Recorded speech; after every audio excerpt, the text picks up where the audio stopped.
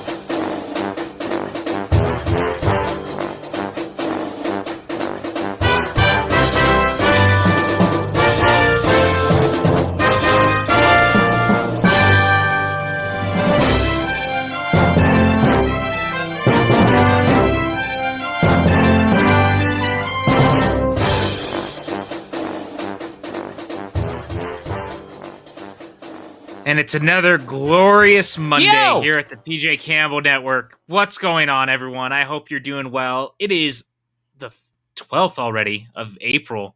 It's 2021. I'm PJ Campbell. That's Maxwell. I was going to pull it down. You already did. And that's Chris. Hi, everybody. How you doing? Okay, this is going great so far. Let's try that again. Hi. Hello. What's up, guys? Man?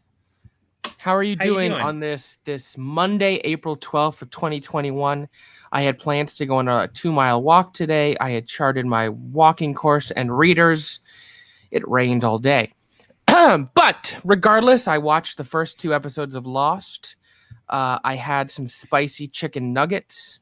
I hang out with my friends. All things considered, not a bad way to spend a Monday. And tomorrow, I am really excited because you know what tomorrow is, PJ? What's tomorrow, Maxwell? Tomorrow's tattoo day. Yes, it is. I am getting my 6th tattoo tomorrow. I am so excited. And I will take pictures and share it with everyone on my social media after the fact. I mean, it's going to be the best. And I'm excited that you're getting your tattoo. I'm excited that we're hanging out tonight during April, watching Kong Skull Island, one of Chris Clark's top 50 films of all time. This is not helpful, Brandy, because I am not there. That is correct. That was kind of rude, actually. That's all I'm going to say about that. Oh, please. Hey, Max, do we have anything coming up, though? Do we? Let's go through it piece by piece. Right. Tomorrow night is Tuesday. And we have nothing planned. Perfect. But maybe there will be a surprise show. I don't know. Anything could happen. Wednesday night, Suddenly Soundtracks is back with a show called Off the Record. This is much like the original Suddenly Soundtracks, where Chris Clark and his guest go through an album and rate each song individually, but instead of being a soundtrack, this is an album. This is Innuendo by one of the greatest rock bands of all time, Queen. And look, if y'all motherfuckers going to be talking about Queen and PLD ain't going to be there, you're making a mistake. So guess who's going to be there, PJ? PLD, that's damn straight. Perfect. Perfect. Thursday night, we will have Ramble On the network, of course. And I don't know. I'm feeling like an impromptu, inebriated AMA needs to be coming in our future. So whether that's Tuesday or Thursday or who knows, just stay tuned. I got some free time. Friday, I am so excited. So first of all, if you know me, you know PJ, you know the network. We are all huge fans of Rachel Silvestrini. She is a dear friend. She's a wonderful woman. I was fortunate enough to hang out with her in person last week, went to the beach with her and Amber in Orlando. It was an amazing time. We have something very special planned. It has been planned for a while now. So first of all, Friday is Rachel Silvestrini's birthday. So we're going to be celebrating her birthday. And we thought, what better way to celebrate a birthday than by giving her an entire show? So the PJ Campbell Network is proud to present Show Me Naughty, starring Rachel Silvestrini, hosted by myself and Sean Sullivan. And we are going to find Rachel love 30 eligible bachelors, bachelorettes, and those who have yet to make up their mind are entering the ring to win Rachel's heart. Many will enter, many will die. One will win. And why are you guys focusing on me? Because I never said anything I was going to be. Spoiler alert, you are one of the 30 eligible bachelors, so I hope you're ready, my friend. Fuck you, Max. I'm not. No. Fuck Chris, listen. You signed the contract already. You did. I have your Hancock, your John Hancock in pen, so I don't know. Oh my god. I'm gonna we're gonna keep going. We actually real quick, he needs to know though, we did get him a nice suit for this. We already sent very nice suit. Of course, Saturday afternoons are the water cooler chat where we break down the episode of Falcon and the Winter Soldier. Episode 5 will be discussed this weekend. I know that Book Nook 3 was supposed to be tomorrow. I've been going through some things. I decided an extra week to prepare for that show would be good for me. So Book Nook 3 is now going to be Tuesday, April 20th, and this is a very special crossover event with the lovely and delicious Danny Ramirez's show Watch the Book, and that means not only are we going to talk about Never Let Me Go by Kazuo Ishiguro, one of I think the great novels of the last 30 years, but we are going to talk about the brilliant cinematic adaptation directed by Mark Romanek and starring such amazing talents as Keira Knightley, Carey Mulligan, and Andrew Garfield. Couple other notes. Of course, we have a Patreon. Check it out. See if there's a tier that's right for you. You can get Discord access. You can get bloopers. You get an exclusive monthly audio commentary track. We have not announced what this month's is going to be yet because we haven't decided. We have incredible patrons, and I'd like to give a special thanks to our executive producers, Brandy Parker, Brandon Buckingham, and Ricardo Franco, our gold producers, Sean Wingblade and Mike Kay, and our producers, Stephen White, Kale the Youth Critic, Bedore, Jake Berlin, Anton Putra, Tyler Birch, Patricia Correa, Chris Pokernoy, She-Ra Potato, the glorious Molly Damon, Kristen's mom, Beth Harris, Ferris Muthana, and quiz show himself, Jeff Alterman. Thank you all for your continued support. We literally could not do this without you. If this were Box, I would say that our patrons rock. And I agree. I have so many great memories at the ArcLight, especially at the Dome. I lived in LA for a while. I actually lived walking distance from the ArcLight. So I would go to the ArcLight and then I would go to Amoeba, and it's all gone. I hope that including the Jack in the Box. I've eaten there. I hope that some just glorious beneficiary decides to come in and save at least the Dome and doesn't knock it down and replace it with a condominium building that's too expensive for most Los Angelinos to live in. Anyways, Sunday night is the Sunday evening unwind where anything can happen. And if you didn't watch last night's episode, it's the rare unwind where I say, you know what, maybe you should go back and watch it because we had zero plans. It was originally just myself and Amber. And then PLD joined us, and Amber and I competed in a heathen off. PLD asked us questions in order to determine which one of us was a bigger heathen. Who won? I still don't fucking know, but it was fun. Check it out. One final thing before we do some monkeying. We have a TeePublic shop. You can get a Book Nook shirt. You can get an MHCN shirt. You can get an MHCN mug like this one I got right here. You could get PJCN hoodies. Really just runs the gamut. If you want a face mask with our logos on it, they got that too. So check out the TeePublic, get yourself some merch, take pictures of yourself wearing the merch, share it with us, and it'll make our day. I've been talking a lot. I feel like I'm operating at a speed that's unusually expedited from how I normally talk, and now I'm going to take a deep breath, have a sip of my drink, and let you talk about Kong Skull Island, PJ. Well, look, so what we're about to watch was the second film in the Monsterverse over at Legendary, this one directed by Jordan Vogt Roberts, who, as you saw today, actually, we couldn't have timed this better. He just was announced to be directing a live-action Gundam movie for Netflix. He's getting in the Netflix business, and what a great choice, because he clearly knows a thing or two about giant creatures and or things that fight and are badass. and we're going to be watching Kong Skull Island. In the continuity of things, this is the first film in the bigger MonsterVerse that we got. It's set in the Vietnam War with a cast including Tom Hiddleston, Brie Larson, Sam Jackson. All sorts of people you love and recognize are throughout this movie. If I might, can't wait. The cast of this movie is a pansexual's dream. That might be accurate, actually. It is accurate. Perfect. That's what matters. Yeah. But I'm super excited. Chris Clark, you said already that this is one of your top films of all time. Yeah. Are you excited to revisit this tonight? And what does this movie mean to you? Well, this is the first film after Kong 2005 that Kong was released in theaters. And I think I saw this more times in the theater than any film I ever have. I think I saw this in the theater 5 times. And I've loved it each and every single. The first time watching this is one of my best theater experiences ever. I love this film. I continue to love it. The story, it says, is so original. And we'll talk about it because this is like the first original Kong story ever that's really good. There was King Kong Lives, where it told the story of Kong surviving his fall from the top of, at that time, the World Trade Center, because it was a sequel to the 76 remake. But that film's a piece of shit. This film was amazing, and it told a story where Kong didn't die at the end. He didn't climb a building. He didn't do the normal archetypes as a usual Kong film does, and I think this film exceeds on every aspect, so I can't wait to talk about it. Yeah, man. I love this movie. Maxwell, what about you? This is my favorite of the MonsterVerse movies. I think it's one of the great adventure films that's been released in the last 10, 15 years.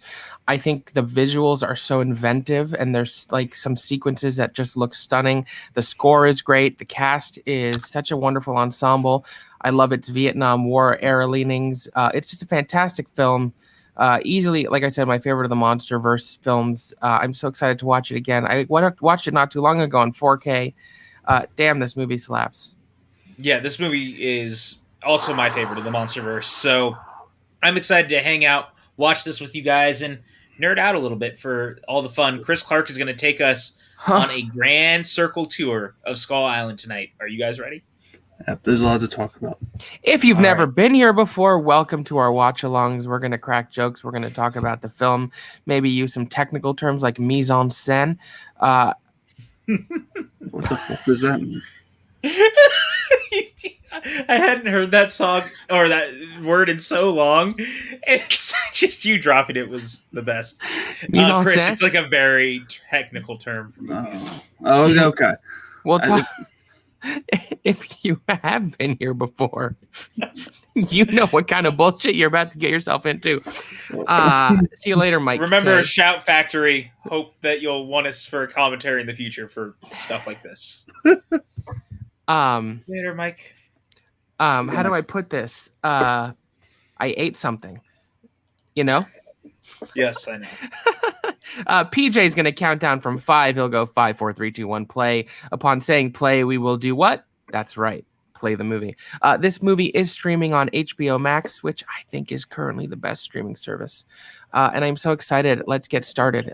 Let's Kong it out. Let's monkey it out. Let's just we're going to have a grape time. We are, and that I swear to God. But I will say, if one more person in the chat tells me that it was sunny where they are, because I was upset that it rained today and couldn't go on my walk, I'm gonna leave this watch along, get on a fucking plane, look you in the eyes, and tell you that you are very, very wrong for what you have done to me. So with that, I'm going to count down for 5. We're going to hit play. We're going to watch the movie on the second best service because the only reason this is not the best is it doesn't have the Mighty Ducks. So let's do this in 5, 4, 3, 2, 1. Woo! Oh, it's going to be a good night. I love this opening, by the way. I love this one right away. Mm-hmm. I saw a tweet a while ago that was like, when you're watching a movie with the Warner Brothers logo and the logo is done in a different style specifically for the movie, you know you're in for a good fucking time. Not wrong, actually. That's a great point. Oh, I also want to say I'm wearing my brand new retro New York Rangers hoodie. Oh, it's gorgeous. And Brandy Parker herself helped me pick it out. I was debating between 2, and I think we made the right choice, Brandy. I love it. And poor Reefism can't ask me what I'm wearing t-shirt wise because I'm actually like I love how it says somewhere over the South Pacific. Yep. Yeah. Just like Kong Skull Island, somewhere on Skull Island. This opening sequence too is great. When I hope there's not many people here that have not seen it before we watch this movie, because we're going to talk specifically about this. Is essentially the introduction to John C. Reilly's character. Go for it. The sound design and timing of that scene is so impeccable. Mm-hmm. Continue, Chris. It automatically sets you in this world that this is a retro film. This is set before Godzilla 2014, and actually for this film, it was originally written as a sequel to Kong 2005.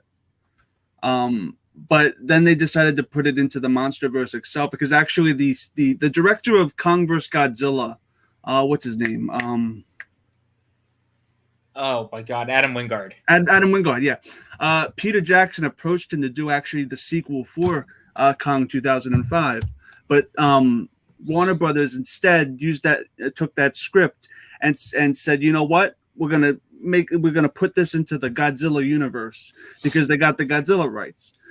So essentially, they morphed sort of the ideas Peter Jackson had into a story that more corresponded into the realm, because what Jackson's version, originally what this movie was called, I guess you guys might know, it was originally just called Skull Island, not Kong Skull Island. Kong was nowhere in Jackson's original idea. Those are facts, Jeff. Facts. Yeah. You can kind of see the DNA too. You know what I mean? Yeah. Like the DNA is there, because this Skull Island is very reminiscent to me, at least, to Peter Jackson's. Yeah, and the director deliberately did not put dinosaurs on this island. There are skulls of dinosaurs here, and here's Kong. 5 minutes into the film. Coming up, such a great shot. It honestly reminds me of the final shot of Cabin in the Woods. Yep, 100%. Well, Jordan Vogt Roberts, I'd like to see him do a horror film, because there's definitely a horror flair in this, which I like a lot. Which, Chris, I think you would agree, for it to be the first shot of Kong in this in a way we hadn't seen like 5 minutes into the movie is pretty fucking special.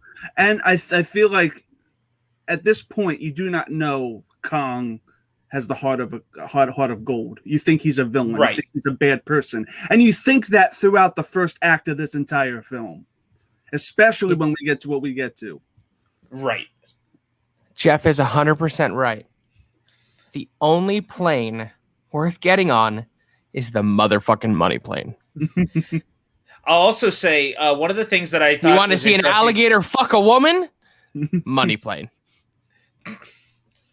I think that this opening is very reminiscent too, for me, for Wonder Woman in a lot of ways, because that opening sequence in Wonder Woman when Chris Pine shows up, it's got a very similar vibe. Like, I kind of love that. I agree. And it's funny that they came out very close together in that regard too.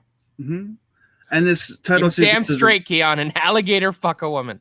Yeah. I think all of the MonsterVerse movies, especially the last three, have really amazing opening credit sequences that like help establish the mythology and the lore of what's going on in the MonsterVerse. Yeah, what this title sequence does is it actually transitions from 1940s into 1970s, and that's what this title sequence is basically doing, giving you all the events that happen in between both time periods. So they set you in this retro kind of feel.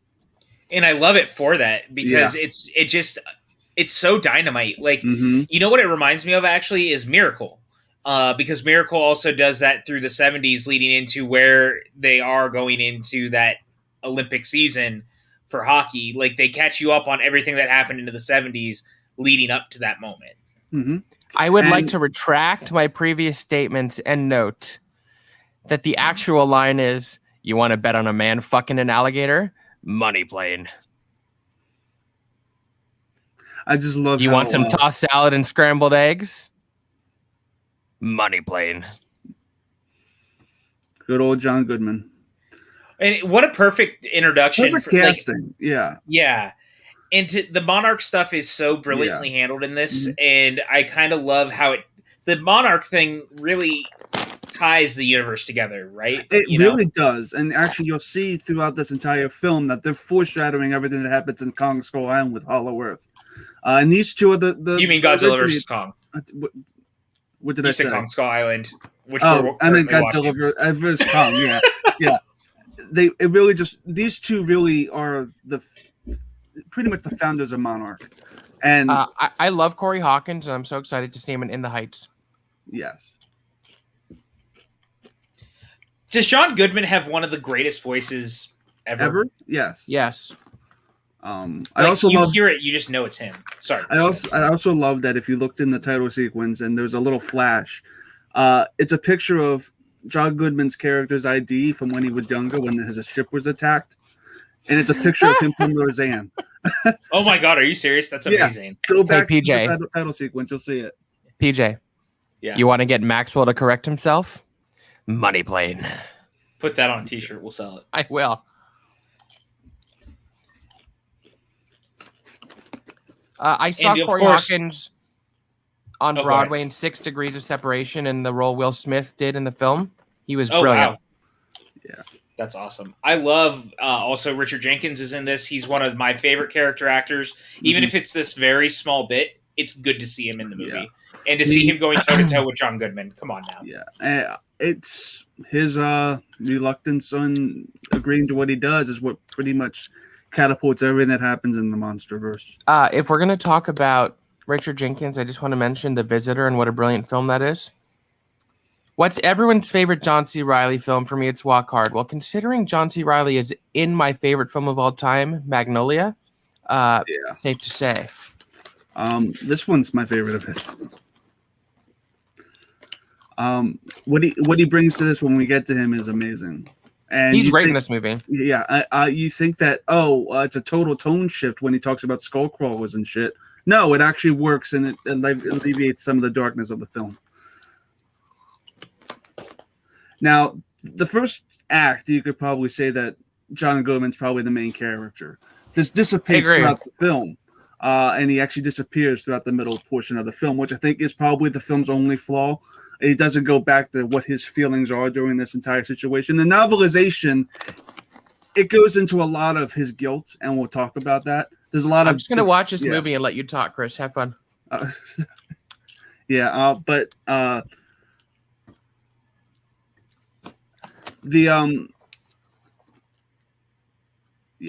just sucked into this whole situation that they bring themselves into, and this guy's reluctance. This is the key moment in the Monsterverse, is him letting him go to Skull Island. Without this, nothing else happens. What other movie did Jordan Vaught Roberts make? Kings of Summer. There you go. Good movie. Great movie. Nick Offerman. Mm-hmm. And yeah, Chris, you're 100% right. Like, this is the linchpin moment for the entire universe. I love that word. All because of what these two men did. Also, this use of this song specifically, Time Has Come Today, is so good. Look, because this song is so overused in Vietnam, and yet it still works perfectly in this film. I know, that's what I was going to say. Also, I love the title card of Vietnam, the way it was done in paint. Yeah. Well, just like the Kong logo at the beginning is so cool for the same reason. I would probably agree that his best ever performance is in Chicago. Mr. Man, what is it? Cellophane, Mr. Cellophane, should have, etc. Yeah. Shea Wiggum. This cast is just incredible. I love Shea Wiggum. He's one of the great character actors of our time. What this movie does, everything, man. What this movie does really well is make you care about these characters, because at the end of the day, this isn't a Godzilla film. You need to actually have empathy and feel for these characters. And what a great introductory shot this is, with the sparks going off and the beer in his hands, and then who is it? Motherfucker. Samuel Jackson. Originally, it was supposed to be J.K. Simmons. Yep, I could have seen that. And then I think Michael Keaton after that, because they both fell through. Yep. And but I think Sam Jack works beautifully. Well, of course it's Toby Hubble? Kebbell, who is great in the Apes movies. It's the only reason, Brandy, that Jason Alexander is the favorite Mr. Cellophane performance you've ever seen is because you've never seen me perform Mr. Cellophane. one of the things that's so brilliant about this movie setting it during Vietnam is that once you send them to Skull Island, it's like they leave one war for another. And it's, again, like the same thing that's happened in the past. Like, they went into Vietnam without the information really readily available that they needed. And now you're walking to the second version of that where no one was told what was going on. And all these creatures and stuff. And it gives a really good commentary on, well, all the terrible things that are happening to these soldiers when you see what happens to them. It's not too dissimilar to what happened in actual history. Mm-hmm. Like the horror. I mean, soldiers didn't get killed by giant spiders, but at the end of the day, they still got. Yes, Reef, I believe so. As they did. Yeah, actually, he left The Walking Dead to be here, and then they wrote him off on The Walking Dead, and he hasn't returned since. His character just disappears. But he's having a great career. Yeah, that's and I'm proud of him, man. He deserves it. I think he's very talented. I thought he was excellent in Straight Outta Compton. And I think he's going to be great in The Heights. Yep. Oh yeah, absolutely. I liked him on that 24 show. Legacy. Now this is the introduction to Tom Hiddleston's character.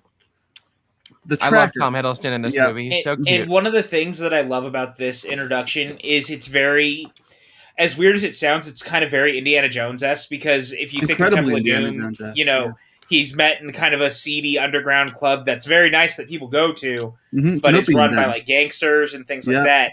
That's the vibe I get from this too. And it's very archetypal, like we need to find the tracker to take us to this island. And it's very predictable and very cliche, but it really works. And it works for the story that they're trying to convey. And sometimes having an air of familiarity adds to kind of the magic of a story. Oh, man. The stuff he does right here, kind of a great little action beat for him before you even get to know him. Again, very Indiana Jones-like, if you think about it, because the first time you see Indy, it's the silhouetted shot of him. Hiddleston sells this role. Yeah, he does, man. Hiddleston's a great actor. I agree. I saw him on Broadway. He was amazing, but I don't know if I would have necessarily thought that he would be good as like the roguish action hero, but he really is. I'd like to see him do more. I think he would have been a great Bond. I don't think it's really in the cards at this point. No. Like, he's way too synonymous with Loki for them to ever get away with it, unfortunately. But he would have made a killer Bond once upon a time. I can't wait for the Loki TV show. Yep.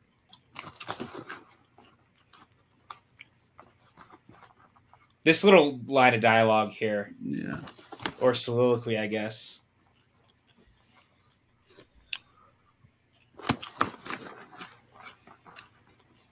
And already you can tell that Rhonda knows a little bit more than he's letting on.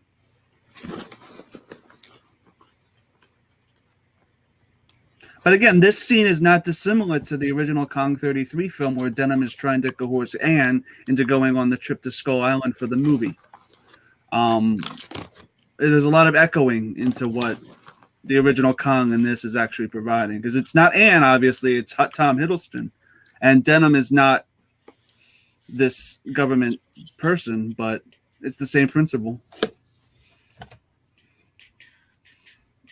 It's just reaffirming those beats into a different atmosphere.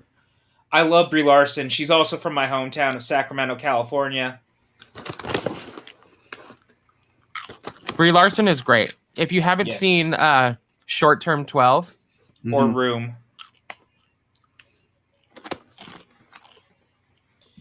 she is an incredible actress. The internet's frustrating hate boner for her makes me vilely angry because she's so talented and she deserves better than how people act.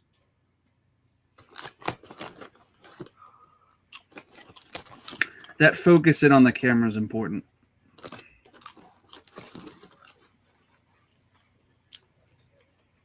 Because that same camera, something happens later on in the film. I think this movie has a really great build, if I'm honest, in the way that they really make stuff important and like the things that you should focus on. It's really brilliant. The ship named Athena is the original ship name of the Kong ship in the original novelization of Kong 33. It was changed to the Venturer, but Athena is a great nod to what it originally was named before Edgar Wallace passed away. I didn't know that until you told me that just now, Chris, so thank you. Legitimately, that I learned something new. Edgar Wallace, who wrote the original screenplay for Kong 33, and the reason why it's in public domain is because he died right before the screenplay was finished. So his written thing was never copywritten. So any story elements from Kong 33 are indeed public domain. It's just Kong, the character, is owned by RKO and the Cooper Association. So Athena is their nod. They don't have to pay for the Venturer. They can just use the name Athena. I think it is entirely safe to say, Chris, that no one knows more about Kong than you, and I would never have it any other way. It's great.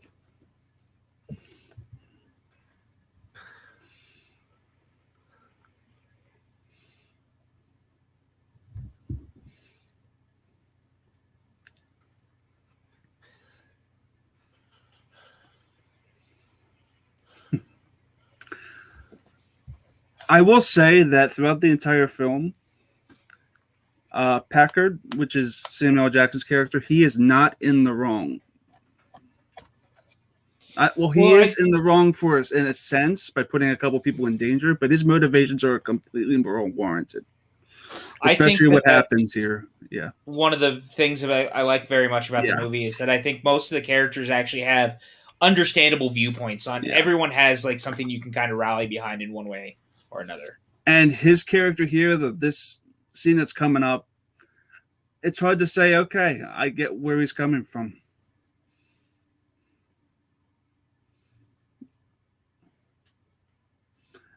Now, if you saw Kong vs. Godzilla, this whole storm that's surrounding Skull Island turns out to be much more important later on.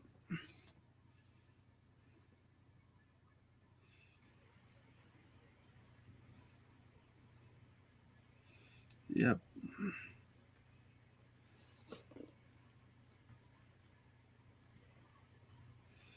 The keyword is density of the Earth, too.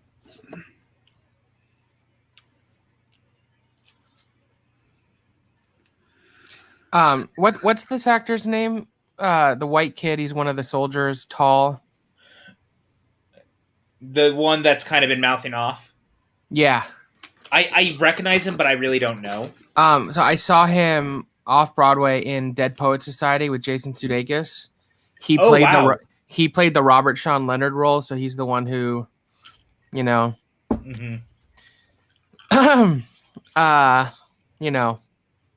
offs himself, but he was really quite good.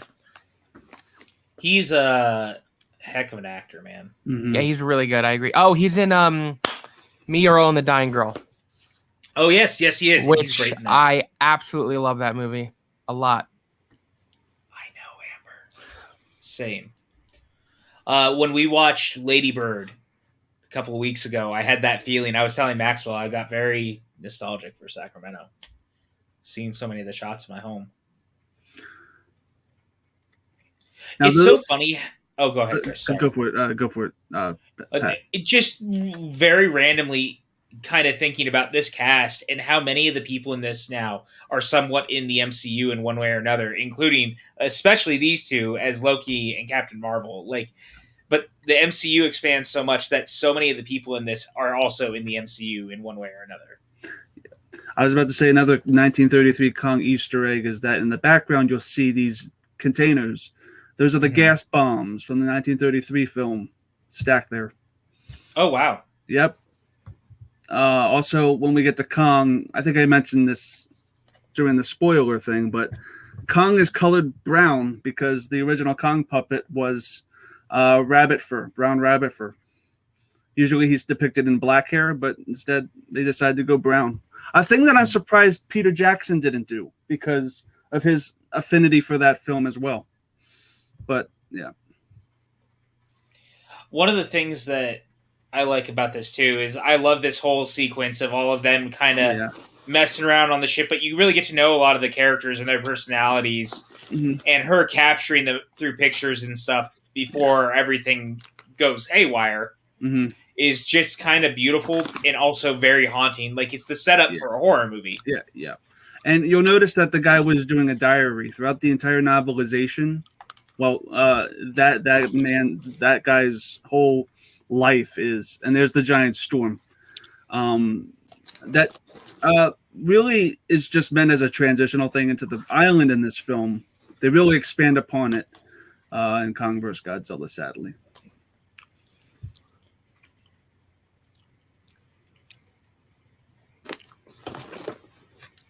Chris, I learned so much from you, and I love every minute of it. Yeah. What was it talking about? The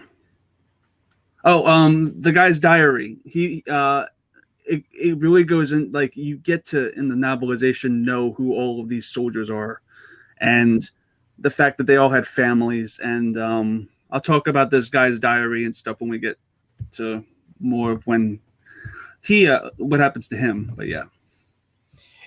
One of my favorite things about this too is, and we'll get to it obviously when you get into the movie, but like Sam Jackson goes a little Captain Ahab, if you will. Oh, it's definitely Moby Dick at the end. It's completely Moby Dick. Yeah. Goodman at the same time is his own version of Ahab in this, in forcing them to go through the storm to get to the island because he's so obsessed. And it's the one thing that I'm kind of disappointed in the film. They don't really go back to him after this first act. And his point of view, it's probably all cut from editing purposes, but his point of view of what happens here and his guilt is incredible. You get kind of it, but you don't really get the full sense of his guilt and shit that once everything goes down. Because this is all John Goodman's fault. Did Larry Fong shoot this movie? Yes, I believe so. Which checks out if you. What's funny is Larry Fong shot The Lost Pilot. Did he really? I think I noticed that earlier when I was watching it. I'm double checking now. That is wild. Yeah, so Larry Fong shot this, and yeah, he shot the Lost Pilot. I never knew that. Holy crap! I love today. I watched two. He also watched two things that he shot.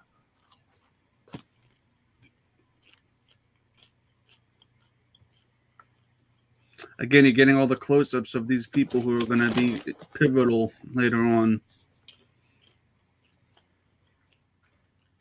And here, the Jurassic Park reference, because Sam Jackson, and the famous line from him in Jurassic Park is "Hold on to your butts." So they brought it back as a fun Easter egg. Which Jurassic Park in its entirety is completely...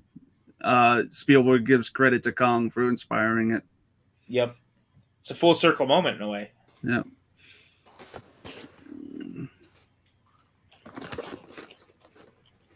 I would not get in a helicopter and go into that storm. No. Especially with the doors open like they are. Yeah, like this feels like suicide. Yeah, and to an extent.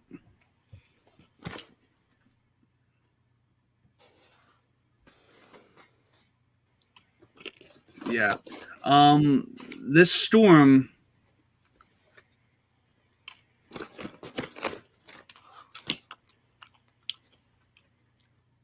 has a lot of importance later on.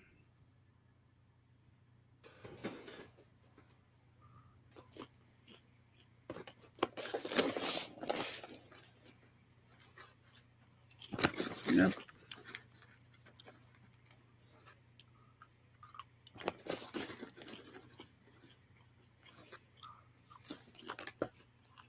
No, Jesse, we're not a Suicide Squad. We're the Pajukan Side Squad. I don't know. That didn't work. Now, in the novelization... Go think about what you've done. I try not to think. I believe they encounter a tornado. Wait, really encountered a tornado? I think they encounter a tornado in the thing. I do like Jesse Swift, though. It's a good dude. D-Train. Jesse Swift is my dude. Yeah, he and I have been playing Mortal Kombat and shit together lately. David B., why are you booing us? No, he scared me. Why are you booing me? You know I'm right.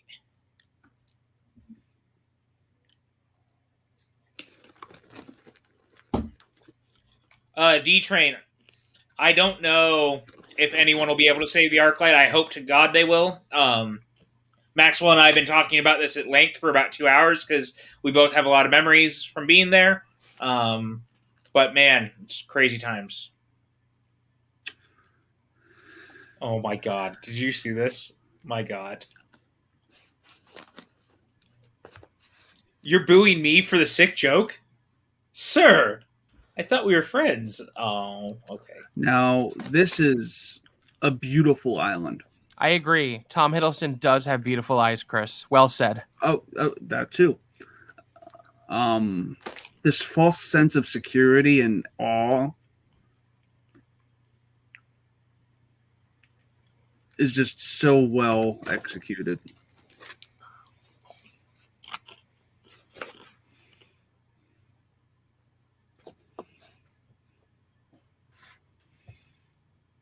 It's very.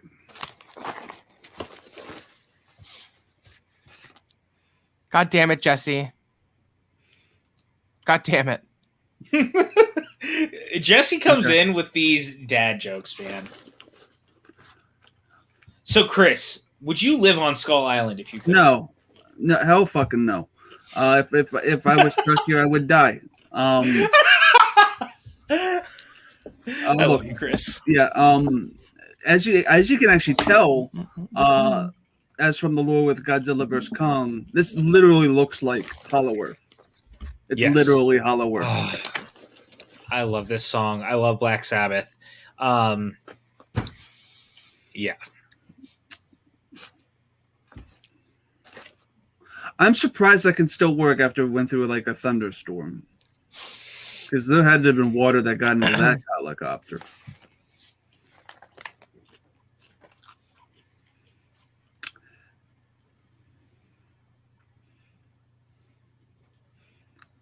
Now again, John Goodman's like camera and the way he's dressed is completely reminiscent of how Denham dressed in 1933 Kong. Mm-hmm. Even down to the vest and the fedora.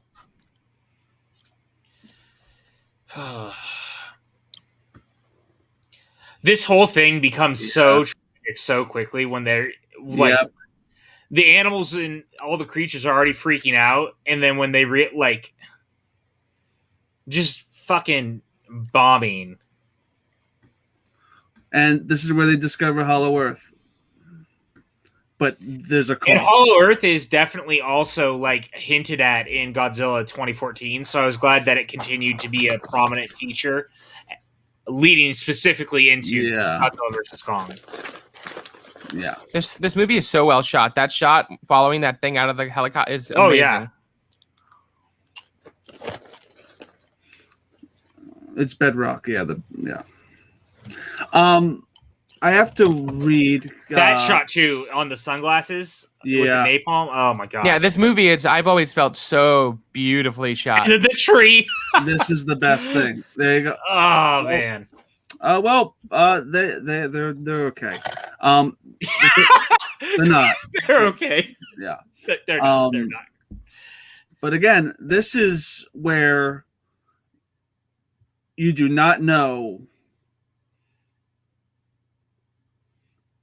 This is a really, I would say, rough this is a good point. impression. This man is directing Gundam. Yes. That's what I was saying earlier, man. Like, we couldn't have picked a better day and everyone to do it, but the dude knows what he's doing with giant animals and creatures. And he really does. Oh my god. You introduce Kong this way, not knowing who the fuck he is. And just this shot of him, like, the way it's moving and the way it moves up his mouth, like, and he's growling at. Yeah. Oh my god, it's so good. He's a baby right now. I know, and he's about to eat this man. Yeah, he's going to eat this man like a fucking Reese's Pieces. Now, this is a reference to, believe it or not, King Kong Lives. The only movie where Kong ate a guy whole. Not lying about that either. This shot is a fucking perfect iconic shot. Yeah, it's so good. This movie has so many incredible shots. Again, I think Larry Fong is a genius. Yeah. The first trailer was just this. I know, and it was so good. The sense of wonder and scale in this sequence is amazing. Yeah, I gotta say, I think of all the movies, this just right here, Yeah. This shot of him. Unbelievable. Yep. Him in front of the Lion King's son. Yeah. I gotta say, man, magic hour. If the one thing that these movies have done incredibly is the sense of scale and awe that the creatures represent, because King of the Monsters does a great job of it too.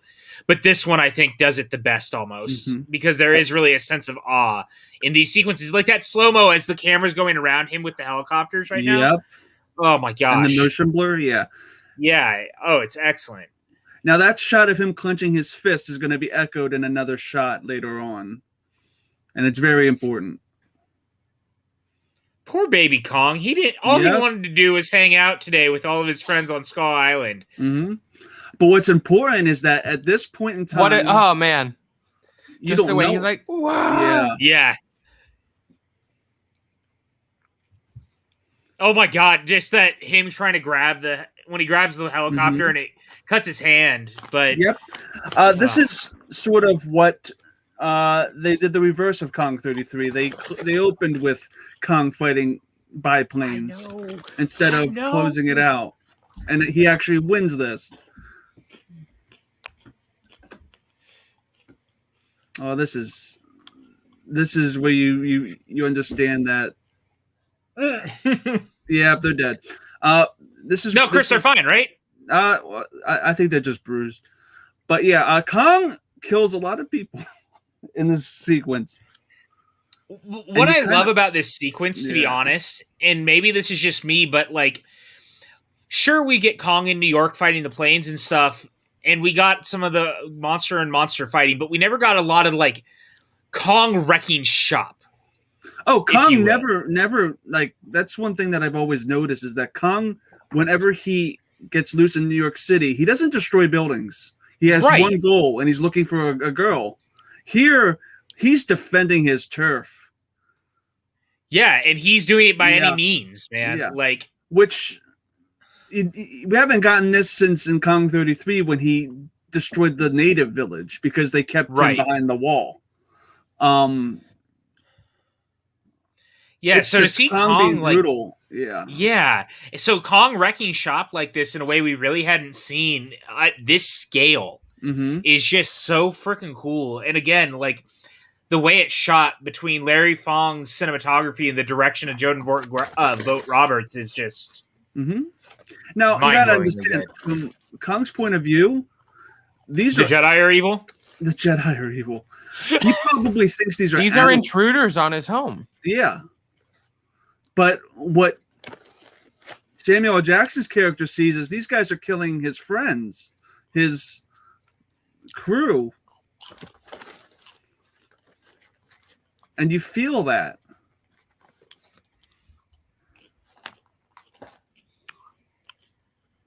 Oh, their legs are broken. But yeah, and this is all John Goodman's fault. Well, yeah. And then here comes the character motivation. And what a good motivation to have for an antagonist. Yeah. The way that the goes out and stuff with the music. Oh my god. Yeah. And this is it. This is the moment where you get that. And I think he clenches his fist right here as well. Maybe he doesn't yet. Maybe that's later. There's one thing I would do is I would not be exploring the forest by myself.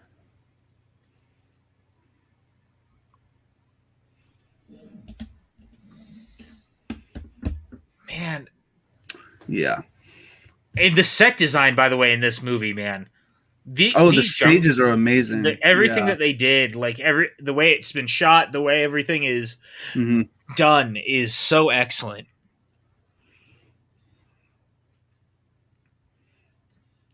I would love to see another movie with the characters that Brie Larson and Tom Hiddleston play. Like, I don't know if it's possible, but they're making the anime for Netflix. Yeah, and I would like it if at least one of their characters. I'm sure one of them has to be, right? What I really want is like at the end, like I would just like. How old were they during like the events of Kong vs. Godzilla? They might have been in the 80s. Maybe they could. I would have liked to have seen them at least. Would have been. Are you saying? I'm hoping you're saying in the movie, my friend, because I don't want us to be on stream and have something tragic like this happen again. Please don't tell me that Toby Kebbell like suddenly actually died. Yeah. Don't do that. Don't play with my emotions, Jesse. He didn't. It would be on the news. He also hasn't died yet in the film.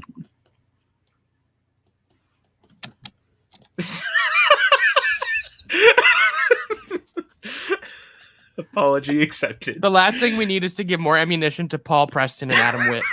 Yeah. Yeah, 100%. Because they already blamed us for Chadwick Boseman, COVID, and for killing his damn dog. Oh, that looks disgusting. I agree with this, David. Really, Jesse?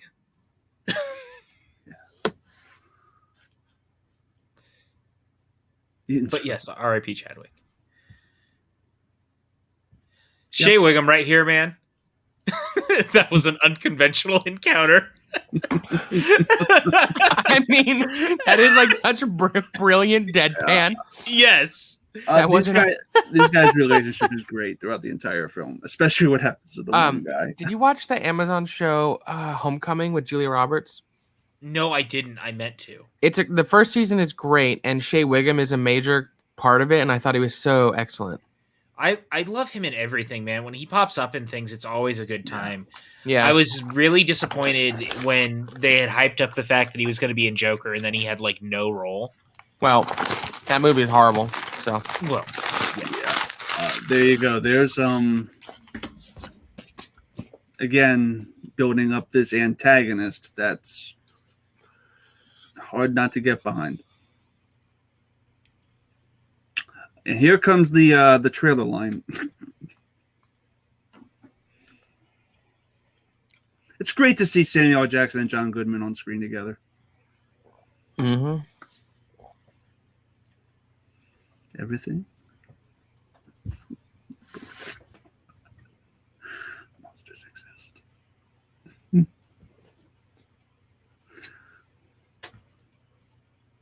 I would have loved to have seen this in a flashback. In the novelization, they go into this as a flashback, and it's a great scene. I would have loved to see it. Man, Sam Jackson is just so good in anything. Mm-hmm. And I got to be honest, is there anything where he doesn't at least make it better? Like, the movie may not be good, but he always at least makes it better than the bad quality it is. Oh, yeah. I agree. Like, I can think of so many movies where the movie quality may be waning, but at least he's giving the performance of like a lifetime, even in the bad movies. I agree. The fact that he's only ever gotten one Oscar nomination is crazy. Absurd to me.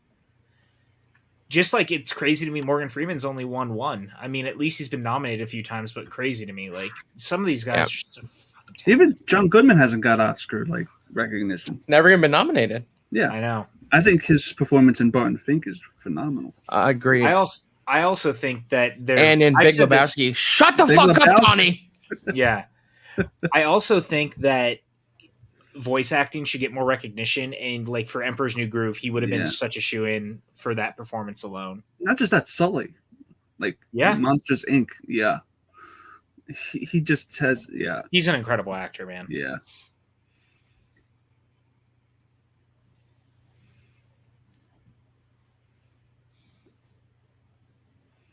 Corey Hawkins' older character that I didn't realize was in the King of the Monsters. I still don't know why he's not in Kong vs. Godzilla. I agree. One of my favorite things about this movie is how the whole thing takes place on the island. They don't go to a city. It really gets to build out the jungle. It's really cool. I would actually argue that there's so much life on Skull Island that even Peter Jackson's Kong didn't necessarily need to go back to the city. I felt like they could have just stayed there. But again, you have to have that climactic thing with the. Oh my God, I forgot about the giant bull. Woolly mammoth, kinda. Yeah.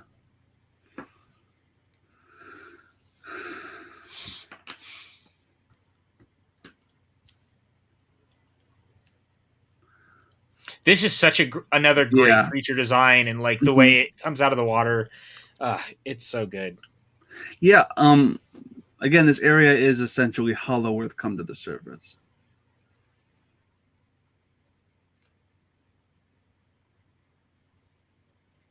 Which, aside from those deer that you see during the initial rampage, you never see an animal that's regular size after that. Mm-hmm. But what I like is that, you know, and obviously Godzilla vs. Kong talked about it, that Skull Island is Hollow Earth come to the surface. And it shows that there are creatures that live here, both big and small, and Kong is their protector.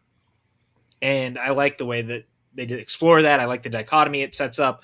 It's very, very cool, actually. And one thing I'll say, I've seen think pieces going around that like the Monsterverse was some sort of missed opportunity because it doesn't do enough. I disagree. Like, I think the world building across the board is really excellent and actually very cohesive with itself. Like, for the most part, it's one of the best cinematic universes for that alone, in my opinion. Yeah. The only thing is, I would like Monarch to be as focused on as they were in this film. I wish they they get forced to the background and everything other than this. And I feel like there's so much story potential there that I'm 90% sure the Skull Island anime is going to pick up that slack. Oh, definitely. Yeah. I feel like something's going to happen in that anime.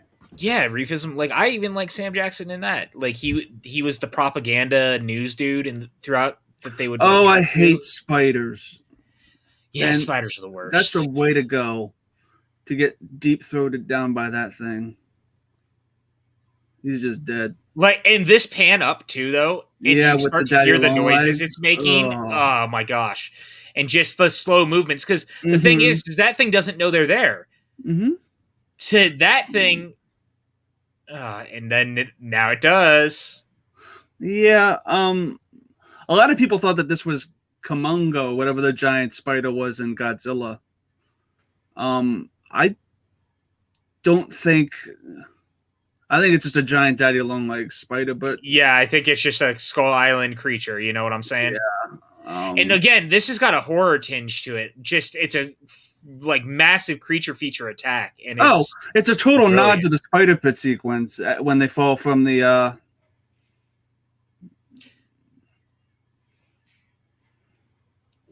giant log in the original Kong film. Yeah. There's a cut sequence with spiders that they made it into Kong 2005. A lot of those creatures are there. Oh God! Yes, that looks Amber. Disgusting. Yeah, deep-throated by a spider, says Chris Clark. Oh, did I say that? Whoops. Yeah. Oh, that looks disgusting. Shoot it, Maxwell. Do you hate spiders as much as we do? Not really. I'm not a big fan. Like, I wouldn't have a tarantula as a pet or anything, but I'm not like particularly scared or grossed out. No. Sure. All right. These guys are just catching a break. And there's Ronza. You see that he's feeling that guilt through the shot. You lose him low. That's the only thing, because he's nowhere to be seen the rest of the film, basically.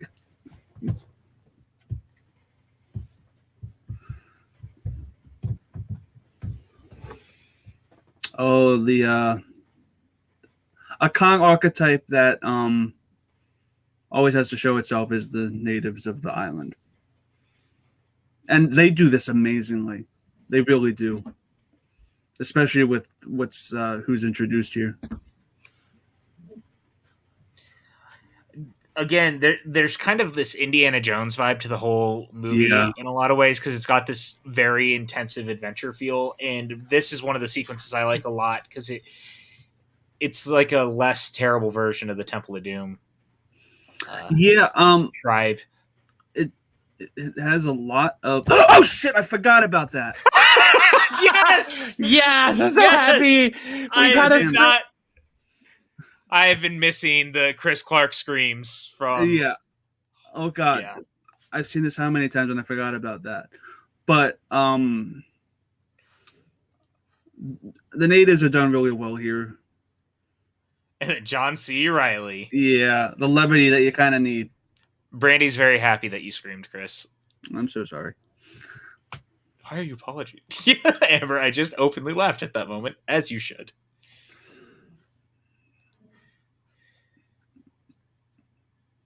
Yeah. 8 failed attempts. It is crazy that at this point in time... They never smile. Jesus, I startled myself. Less than 30 years since World War II during the 70s. Wow. You'd think it would have longer than that. Mm-hmm. Hot dog and a beer. I mean, I can't even be mad about wanting to go to Wrigley Field at that point. You've been on this island for a long time. Yeah. And he survived a long time. All the time. Brandy, it's Scary Movie Squad time all the time. Look, if a movie doesn't have at least one scary moment, it's not my kind of movie. I'm kidding, but I really like. You see this guy? No, it does not stand for John Cena Reilly. That is very clearly not John Cena. And if it was John Cena, we wouldn't be able to see him. PJ, you took my line because I was going to go, you wouldn't be able to see him. Oh, okay. Sorry. I just felt very intense. No. You got the punchline, so that's fine. Yeah. Maxwell, this is why we're a perfect pair. We're like Abbott and Costello if they were both Costello. They were both Costello, right? Exactly right.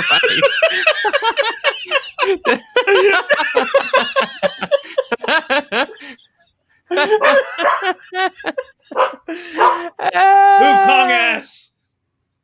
Kong's butt. I gotta say this. There's been much discussion about how Kong has grown in size from this to Godzilla vs. Kong, but also in Godzilla vs. Kong, his ass is a lot thicker. He's been working out, dude. Well, he's just a... You see this shit, PJ? Fuck you both for taking away the can't see me joke. Yeah. What are you going to say? Again, we're like if Abbott and Costello were together still, but it was Costello and Costello. What were you expecting out of us?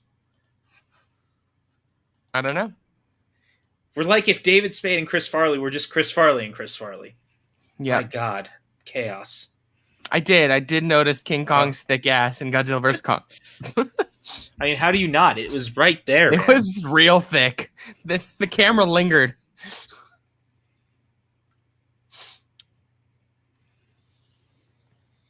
I'm pretty sure in Godzilla vs. Kong, you can still see the bullet holes in his hands.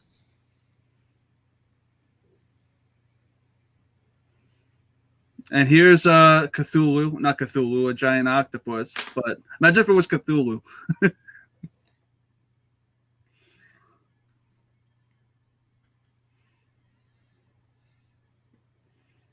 For a timestamp, we are at 49:24, 49:25, 49:26.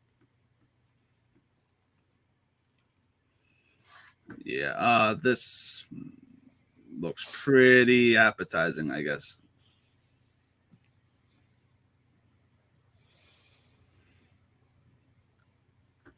Pretty clear that this Kong is not a plant eater. So you're saying he's a carnivore? Well, I mean, he's eating. Hey, PJ. Sup? This is the best remake of Old Boy. Goddamn right. You get it? Look, man, I do. And look, he just wanted sushi. Do you blame the guy? Well, I like good sushi. Yeah, that thing's dead.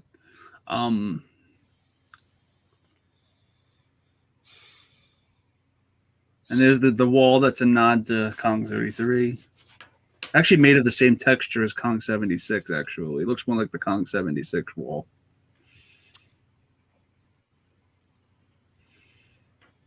Nope. And this is where you're told that Kong is the good guy.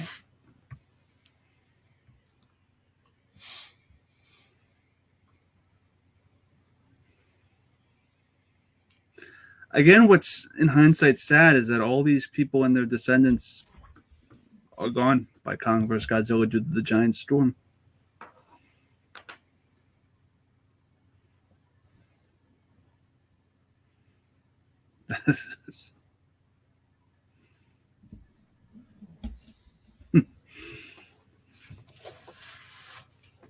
Henry Jackman's score for this movie is so great too. The way it just underscores every scene perfectly in the right way is really great.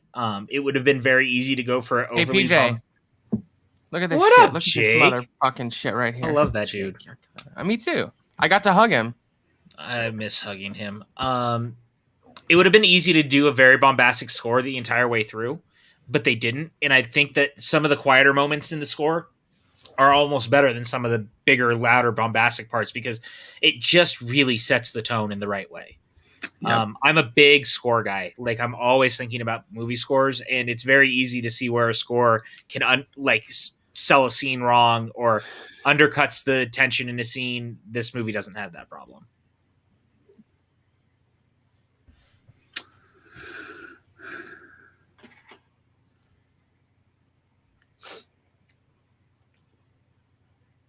Jake, I just want to hug you, dude. Can I hug you soon? I miss you, man. The cave painting stuff. The cave painting stuff. The cave painting stuff here is greatly shot. This is amazing. It is. Like, the perspective of these paintings. Yes. And the way the camera moves and you start to see it, the clear picture come into focus is very, very cool. Yeah, really, really nice design.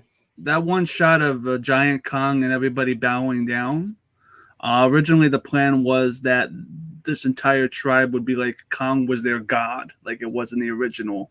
And there would be giant Kong statues and stuff, which I think this works a lot better for the realm of realism. I don't think the giant Kong statues would have really worked. It's really cool. Do you think that's his real beard? Danny Ramirez! Oh, we love Danny around these parts.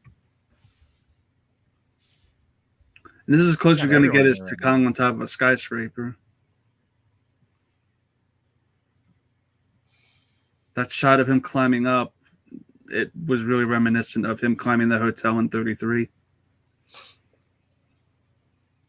I don't know if I finished. Do you think that's John C. Reilly's real beard or a piece for this film? I think it's real. I think it's real. It's impressive.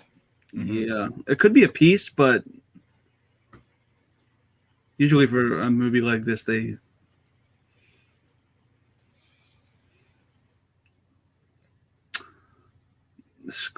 this whole,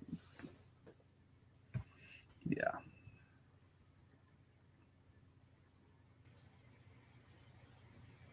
What I love is that name has stuck into Godzilla vs. Kong.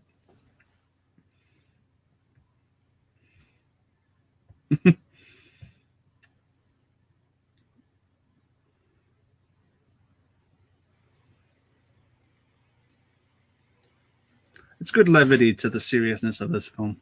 He brings Yeah, I was going to say every monster movie's got that guy, and I was glad of all the people it was John C. Reilly because he's also gifted dramatic actor. Yeah. You get the best of both worlds. A multiple Academy Award nominated actor. Yep.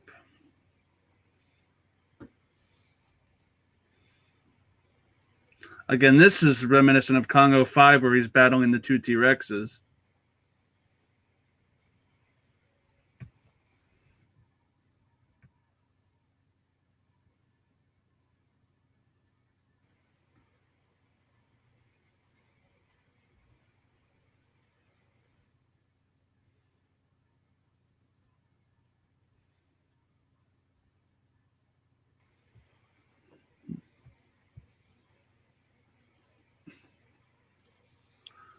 his sarcastic laugh about this.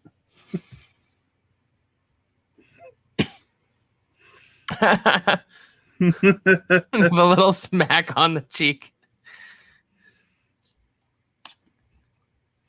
This is such a good character. I wish he wasn't this old in this film, because him coming back for Kong vs. Godzilla would have been amazing. Yeah, that would have been fun, but yeah. But obviously he would have been dead by then. Right. Because he's in his 50s in this film. So these things. Sam Jackson? No, John C. Reilly. His character. Oh, John C. Reilly. Yeah. If he was still alive in Kong vs. Godzilla, there would have been no excuse to not have him in there. But that's the one, I was saying the one thing I really like about the Monsterverse more than anything is the way that I think that world building wise, I think it's done a great job and been very consistent. On the other hand, Jake, go ahead. DM me the link and I'll come by after. On the other side of that, I think the one thing the Monsterverse has not done a great job of is being consistent with the characters or building the relationships enough, movie to movie. Because Corey Hawkins' character is in King of the Monsters, played by Joe Morton. Similarly, one of the characters' kids is in. Yeah, I actually, Godzilla vs. Kong. I really like each movie independent from each other. I wouldn't say as a collected work of films, they're like the most consistently harmonious, connected. And I don't really care because I enjoy each one has its own good stuff. So as we said in Kong vs. Godzilla and Up Talk, it would have been great to have like some sort of something else with at least Skull Island characters. But again, the only real one would have been John C. Reilly's character, but he's obviously dead by then. Yeah, and that's what I was saying is I think that the worlds are the most consistent thing because I think no matter which movie you watch, the worlds feel similar. Like it feels as part of the same, especially Godzilla vs. Kong. I think it was the best at melding all the movies together because I think their Hollow Earth feels very much like this here too. Like I think you really feel it. Mm-hmm.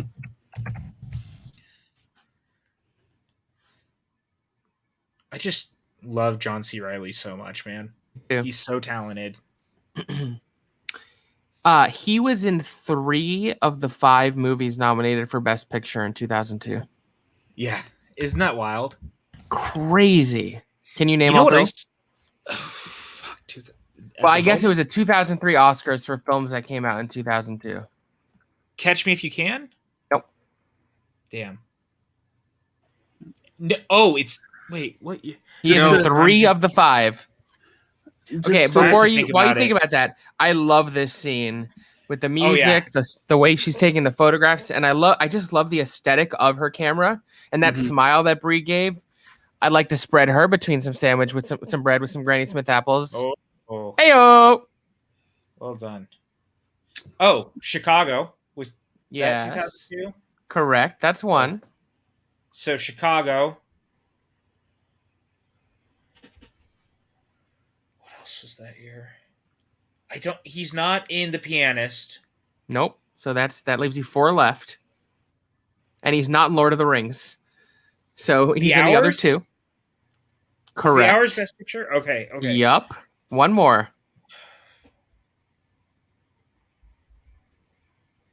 Fuck.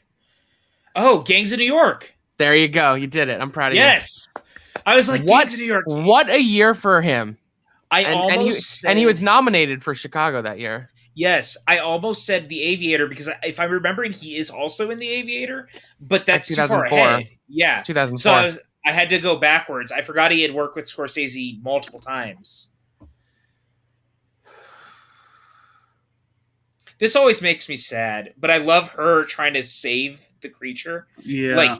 And it's a human moment that Kong appreciates because then he also realizes that the humans are not all terrible.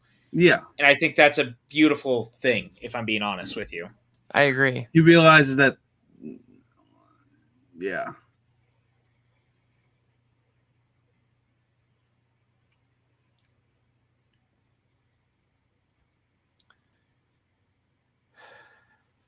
And this is his realization moment. That shot of him holding the helicopter is freaking dope too.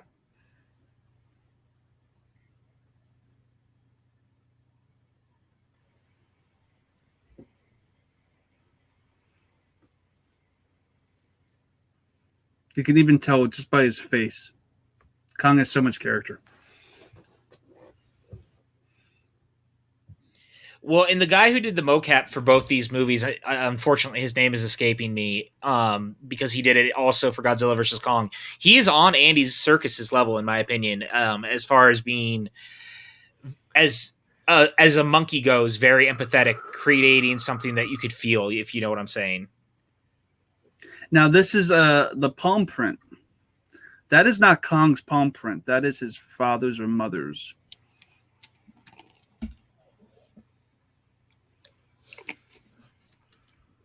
Because that is identical to his entrance way into the Hollow Earth.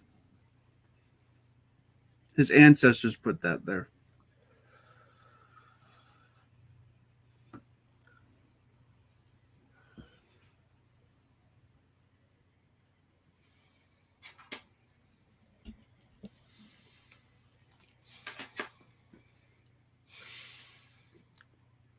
Oh, Shea Wiggum. I still have a gun.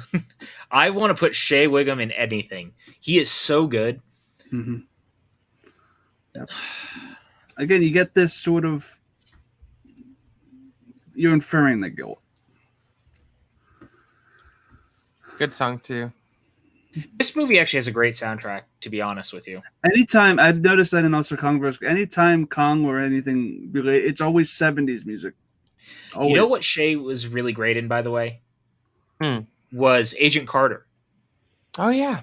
He was really good in that, and he was in an episode of Justified that was very good, too. I love that show. Mm-hmm. And Boardwalk Empire. They mentioned that this ship is called the Gray Fox. I just looked it up to make sure I'm correct on this. Guess what that's a reference to? Just a wild guess. Wild guess. I don't know. It was the director's favorite video game, Metal Gear Solid. and he's directing a Metal Gear Solid movie. Yep. Which is wild.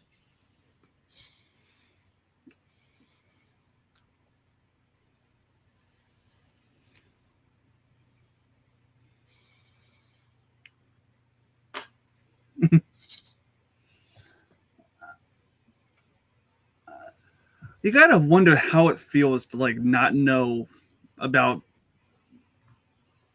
like the world 20 years into the future. Like to be that culturally ignorant. Fish out of water, yeah. Yeah, that would be so mind-blowing.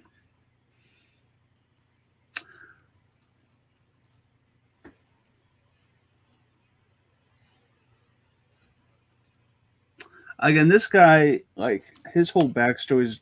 Oh, shit, I forgot about that, too. Chris. Yeah. Such cool character design, though. Yeah. Like, again, great creature design. Shooting a tree stump is not going to do much for you, bud. And that way it pushes its head, or like sinks its head in, and it just looks sad and hurt and scared. Like you feel the emotions. The creatures in this are so designed in the coolest way, down to the emotions. And you're good. Goodbye, dude. Okay. He just spilled grape juice over his. I'll be right back, guys. You got it. Again, the soundtrack. What another great song here, man. Yeah. This is the calm before the storm. 1973. And what's this artist, my friend? I can't hear it. It's David Bowie, my dude. Oh, I could not hear it. And the spiders from Mars. Oh. You know, one of the greatest of all time.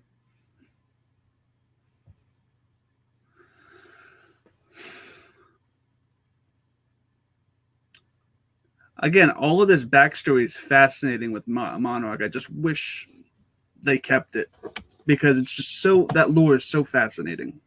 To be honest, go ahead, man. No, I was going to say, you know what? Monarch would have you could make a great TV show about Monarch.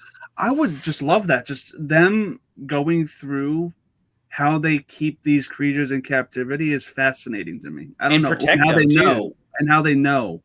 Like, it's just. I love that line, by the way. The most dangerous places are always so beautiful. Yes. Like, 100%. And I think that's one of the most fascinating things. Maxwell, what about you? That line he makes where he's like, I think it really resonates. Mm-hmm. Sometimes there's something very beautiful about a little danger. Yeah, it's true.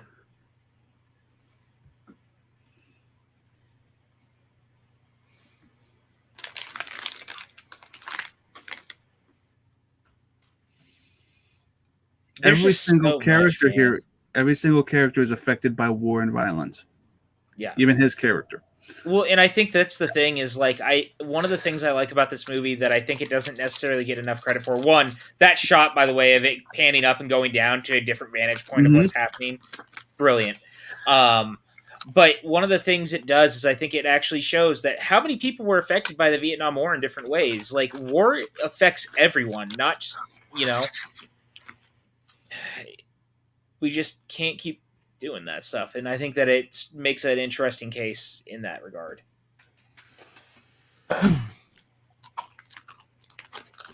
And that way he says, you don't like how I'm running things, and it's slowly panning in through the fire. So the way it like makes his face look a little different in the smoke. Oh, so good. You still understand where he's coming from. Well, you do. I mean, Kong killed his entire regime for the most part, like all his soldiers and stuff. But Kong, at the same time, I love the shot here with like the Aurora Borealis. Yeah. And the way Kong's staring at it, like he literally looks like a puppy wanting his mom. He does. He just wants love, and he's so in awe. Don't we all just want love? Baby, don't hurt me. Take me home tonight. But yes. You get the backstory of this, too. Mm-hmm. Well, and I love the little flashes to them being on the island and stuff still. Like, you get that idea, that feeling. They did create, like, a bond and a brothership in a way. The fact that he was killed by a skull koala, too, was a good echo. Right, man.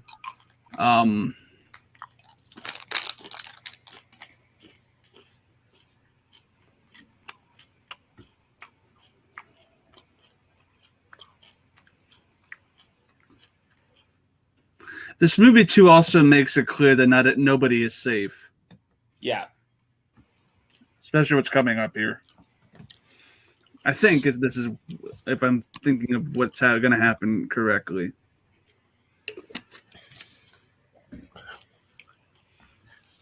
This is such an eclectic cast, man. Just so many different people that have become bigger as these have gone along. It's just really remarkable.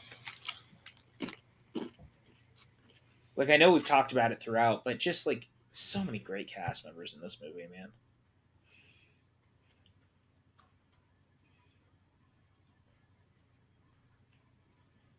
Macaroni and cheese, Amber. Blue box or mashed potatoes? No, macaroni and cheese. Oh. Blue box macaroni and cheese, for sure. Yeah. The way mashed that they nod just there. It depends on where you get the mashed potatoes from. And her capturing that moment of them. Yeah. Like, again, photography is also a key component here. Absolutely. Especially when we get to the graveyard scene. The way this bridge goes up there's a scene coming up that is one of my favorite like visual scenes in a blockbuster in a long time. Mm-hmm. I'll say this. Oh, go ahead, Chris. Is it with the bones and the gas and the masks and them going through the? Yep. Oh, it's with the katana. Yeah. Mm-hmm. Holy crap! It's cool. Yep. These movies across all four of them have some of the best visual imagery of any blockbusters over the last decade, and I think that it's hard to argue against almost any of them. Like, what they all do in different ways and the different visual components that they all have, they are beautiful to look at. I've made it no secret that Pac Rim is one of my favorite movies of the 2010s. It's one of my favorite movies of all time. I think it's one of the all-time great blockbusters. And I think that sits right there with this. And it's not lost on me that Legendary knows how to do these like creature feature, bombastic type stories.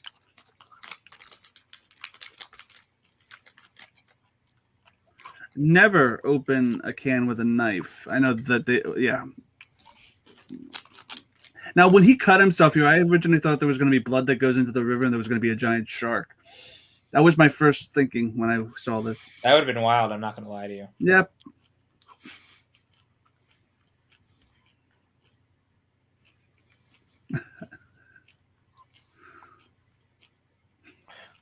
I love how blunt I think the kid says, like, she thinks you're dead, dude. I wonder if any of the characters that we've met in the other movies is supposed to be his son.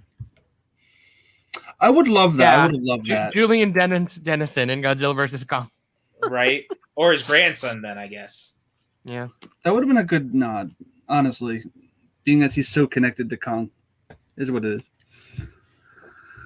But there's also no saying that it didn't happen in the scripting stage and maybe was cut later.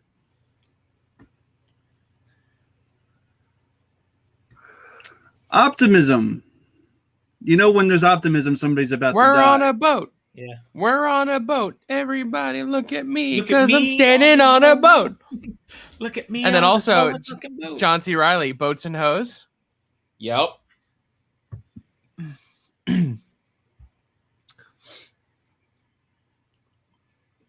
I do love me some Hank Mardukas. I mean, look, Hank Mardukas should be in everything. I agree. Optimism. Happiness. Happiness.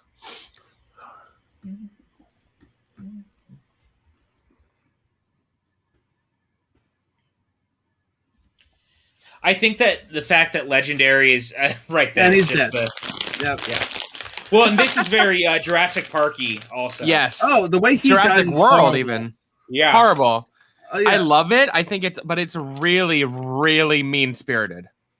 He's so happy, and then he gets his arm ripped off. Oh my God, one by one, man. Oh, well, I mean, Yeah, that really pushes the PG-13. yeah. I think a lot of this movie, honestly, does. That is exactly what that is, Saul. It is a McFarlane Toys Wonder Woman in Asteria's armor. Yes, nailed it. I love Saul coming in being like, tell me about that toy, Maxwell. Let me make sure that's the right exactly what it is. Now, we never saw him die. He might have been who really was possessing Mecha Godzilla. The man who was de-armed just now, Christopher? Yep. Oh, sweet Chris. That's almost as good as... PJ, Chris just made a very disarming comment. Yeah. I just see what you did there. God damn it. Chris, that's on the level of Frank Janish's That's Not Boba Fett at the end of the first episode of The Mandalorian. Right? Theory. Remember that? Readers, it was. I have a picture on my phone still of Saul in the comments saying, or maybe it was a tweet where he was like, it was really nice of Sully and PJ to put up with Frank's flat earther Tatooine theory or something like that. It's amazing. I'll have to... Yeah. And this is where siding with him goes completely downhill. There is zero logic in going into this western area. Zero. David, don't leave.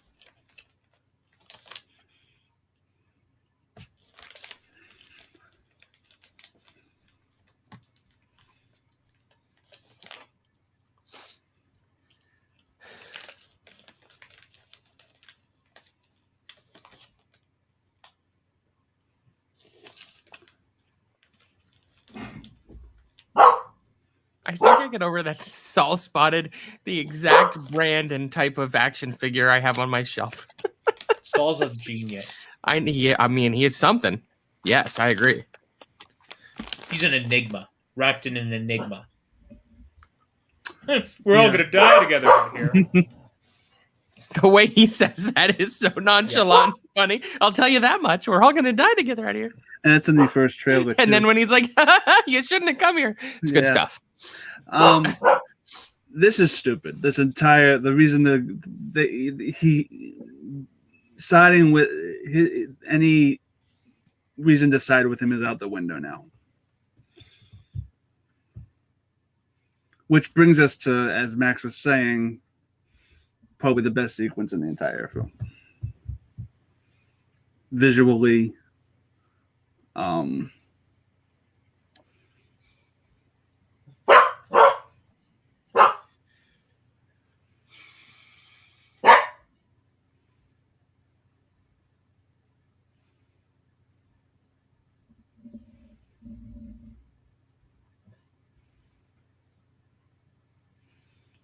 yep.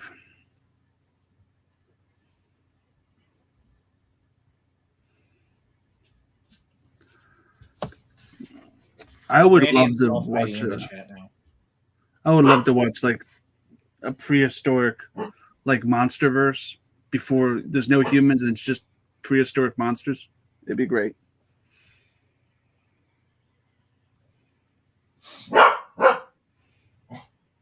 How Skull Island came to be, that would be awesome. Well, that's why I'm excited for whatever that Netflix series ends up being, because I think that the Skull Island stuff is just so worth exploring still. Okay. And Maxwell, here's the sequence. Legitimately one of the most badass, visually stunning sequences I've seen in a big budget film in a long time. Yeah. The fact that Rhonda has a camera for the first time in the entire film with a flash. Brie Larson looks incredible in this movie too. She's such a beautiful woman. Yeah. I could not agree more. Between her and Tom Hiddleston, I'm quaking. Hey, that's enough out of you. Dipper, is there something you'd like to add? Okay. Rhonda having that camera is what in script writing we call a MacGuffin. There's a reason why he has that camera and why it's a flash bulb.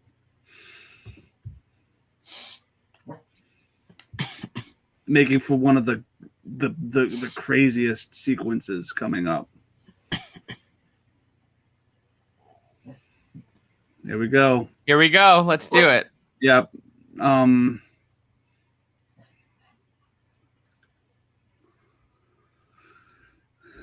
The lighting is so good too. It's green and brown. I know. Yeah, that's why. That's why I Yeah. picked the green lighting tonight. Was for this scene. It's so perfect. It feels like it feels like it's from Half-Blood Prince. The skull crawlers look so fucking cool in it too. They do. Yeah. They almost have like a Beetlejuice look to their face. They kind of do. Yes, actually. they have that kind of creature with the long tongue in Nightmare Before Christmas kind of vibe.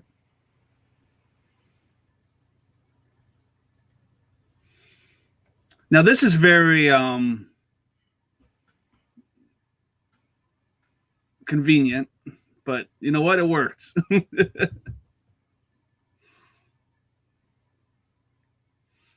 That's him. He must have been delicious. Yum. So yes, rest in peace, Toby Calvert.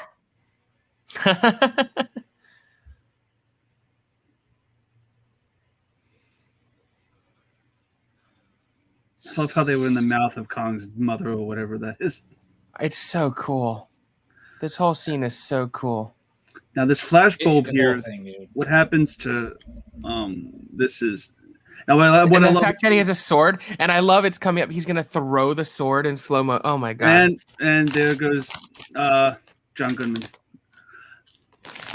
Poor John Goodman. I didn't expect him to die, but this shot though of the camera being inside the stomach, and still flashing.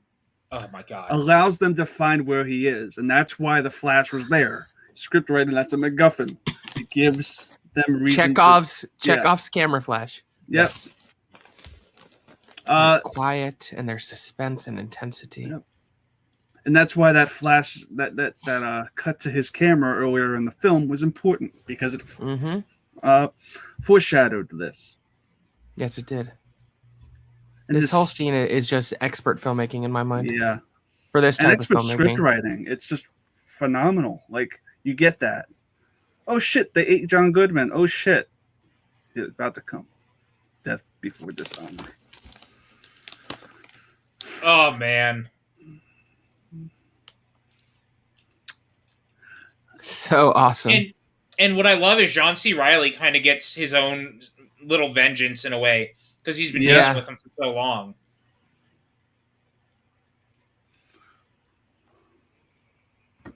Again, the scale. And this shot right here of her sliding underneath the skeleton and it kind of protecting her in the moment is so dope. Yeah. This is such a great sequence. Well, it's very nightmarish, too. That's the thing I like about it, is that with everything going on, this is already so intensive, and then you add in the rest of this, and it's just like, man, what a moment. So cool. And the way everything escalates, too. Like, it's such a beautifully constructed sequence. Yeah. Oh, and then all the pterodactyls coming out, like... Yep.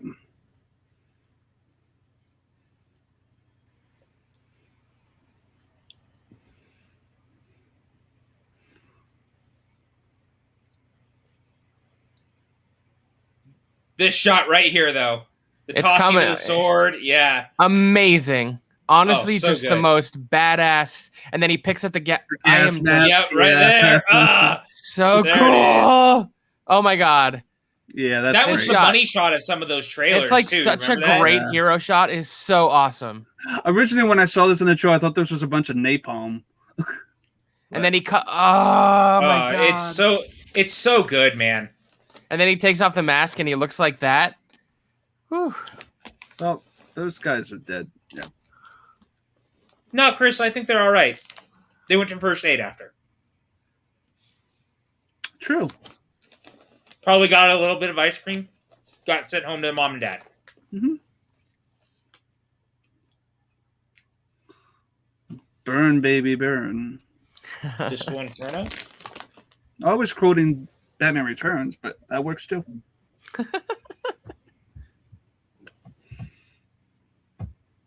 They've had a rough time.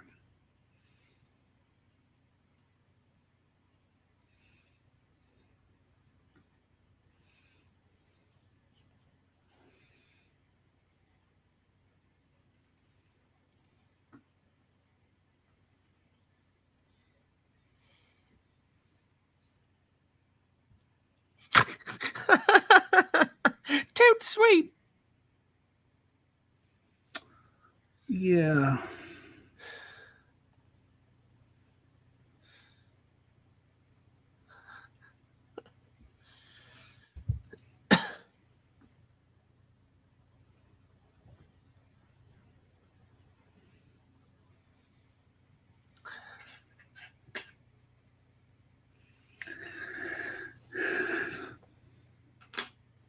Again, putting people in danger just to get back at something is never a good idea. Even if the motivation is understandable, no.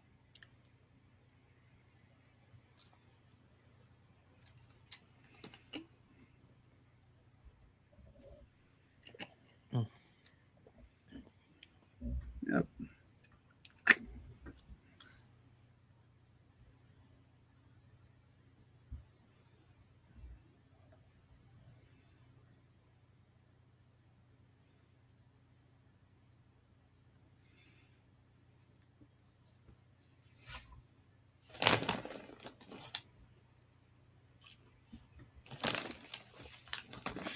Hindsight, that's probably what they should have done in the first place.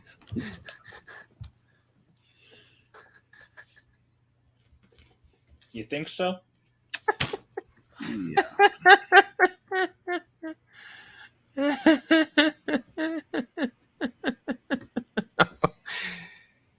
Sorry, I just saw something really funny unrelated to anything that's happening now. Is it the thing in the chat about Saul being "Oh Lord"? No, it's something on Twitter.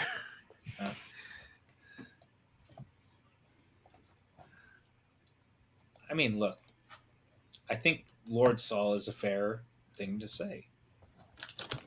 That's all I'm saying. That beard is magnificent.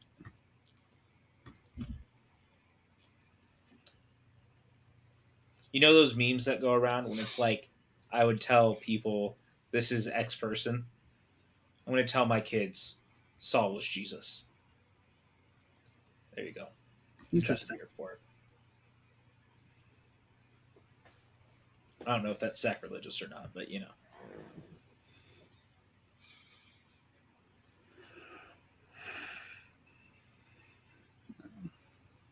Can he feel something for these guys? It's such a mix of emotions. That looks like. Sorry, Randy. It was right there. Couldn't pass it up.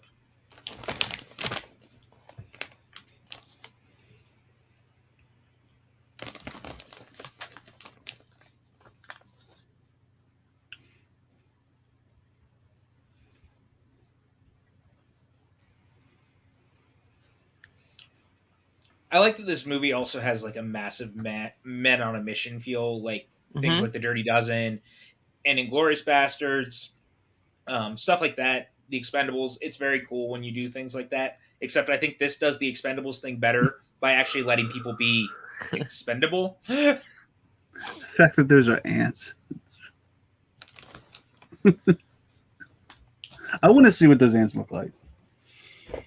No thanks, man. No thanks. Then we could get a MonsterVerse version of them. That'd be great.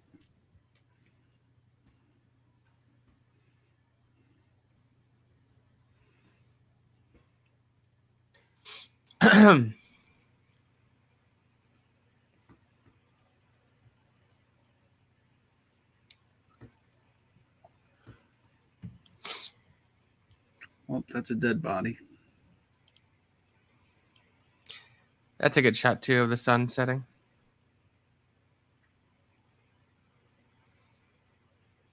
The movie does have a very sort of Apocalypse Now feel to it. Mm-hmm. Well, it's such a clear inspiration. Yeah. Oh, yeah. And the way, like, I could imagine another timeline where Samuel L. Jackson's character becomes, like, Colonel Kurtz. Yeah. I think if the movie had gotten to be longer, and they could have definitely let that happen. What mean expendable reefism, as in people in this movie actually die. The whole point behind the Expendables movies is that the core team is people that were deemed expendable and like could easily die. But the thing the Expendables movies never did was actually let anyone die. They literally only killed one character from the core team, and it was Liam Hemsworth in the second movie, and he's in it for all of 10 minutes. Like, just very funny to me that a movie called The Expendables, they don't really find anybody actually expendable. But hey, Harrison Ford flies a helicopter in the third one. And that's a surprise that he didn't crash it, because he's such a bad pilot. But is he a good pilot because he never dies in those crashes? Again, this scene is very reminiscent of Jurassic Park. I agree. I always love how in a Kong movie, he always forms some sort of a bond with... Brandy, these movies are so much older at this point. It's not spoilers at this point. I'm sorry. It's spoilers that like no one dies. So. Yeah. Yeah, he just has that human connection. See, this is literally why everybody's rooting for Kong in the movie. Like you have Godzilla fans, but it's hard to like not root for Kong because of how human he is. With Chris, it's always Jurassic Pork. Well, Jurassic Pork is great. What do you like to put on your Jurassic Pork, Chris? What do you mean? Oh, pork? Did I say pork? Shit. Whoops. I like barbecue sauce. That's great.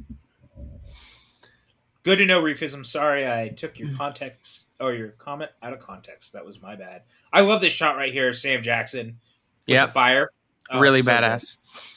Good. Yeah. This is so well lit because this is the first scene at night. So the movie is really well paced. I can't believe it's already been 90 minutes.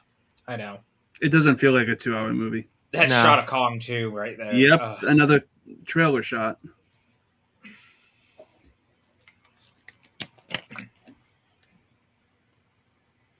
I remember the first trailer very vividly because when I go into these films, I only watch the first trailer and nothing more. And over again.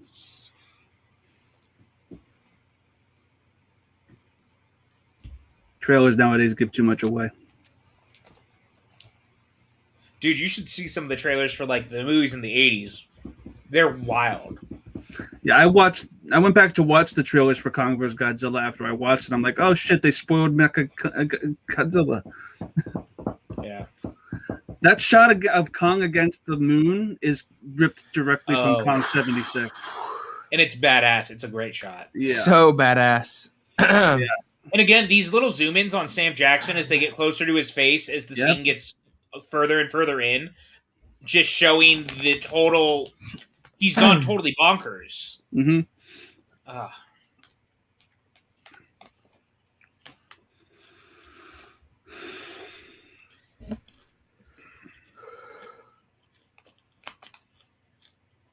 Man, that's so fucked.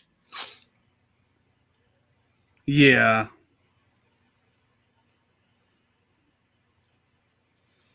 Kong deserves better. He does. Imagine. Can't do that to my boy. It's like hurting a puppy dog. By the way, PJ, I was thinking of selling some PJCN NFTs.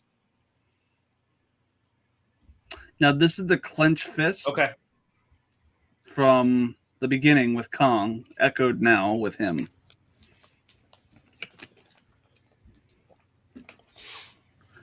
Mano a Congo. Yep.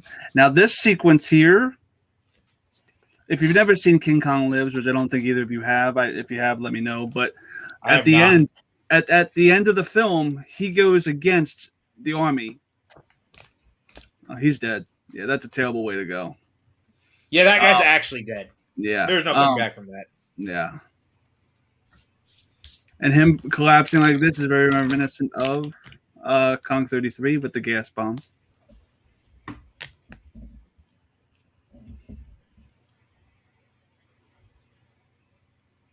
But this last stand with Samuel L. Jackson and Kong is very reminiscent of the main antagonist of Kong Lives, who is also the commander of an army.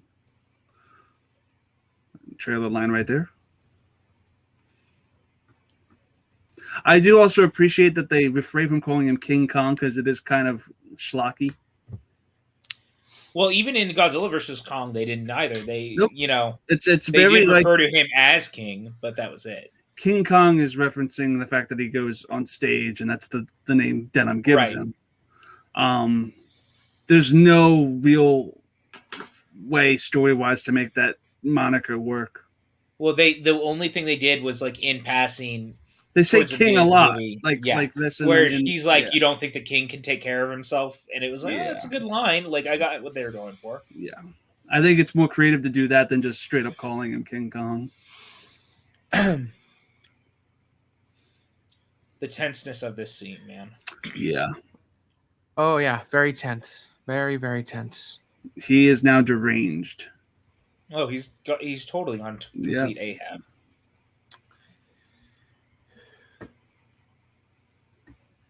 Pitch Boys.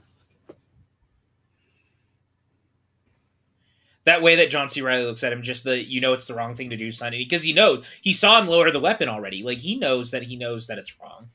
Speaking of have you guys ever watched the Moby Dick film with Patrick Stewart? Yes. I love that. It's pretty good. It popped into my head. Turn right there. Yeah.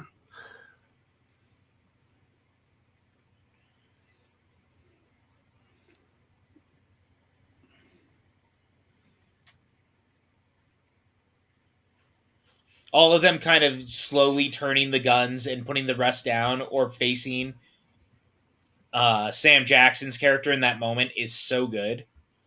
And here comes the Queen.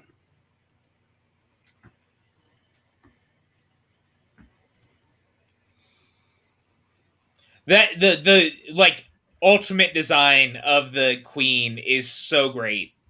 So great. It's scary big in the right way.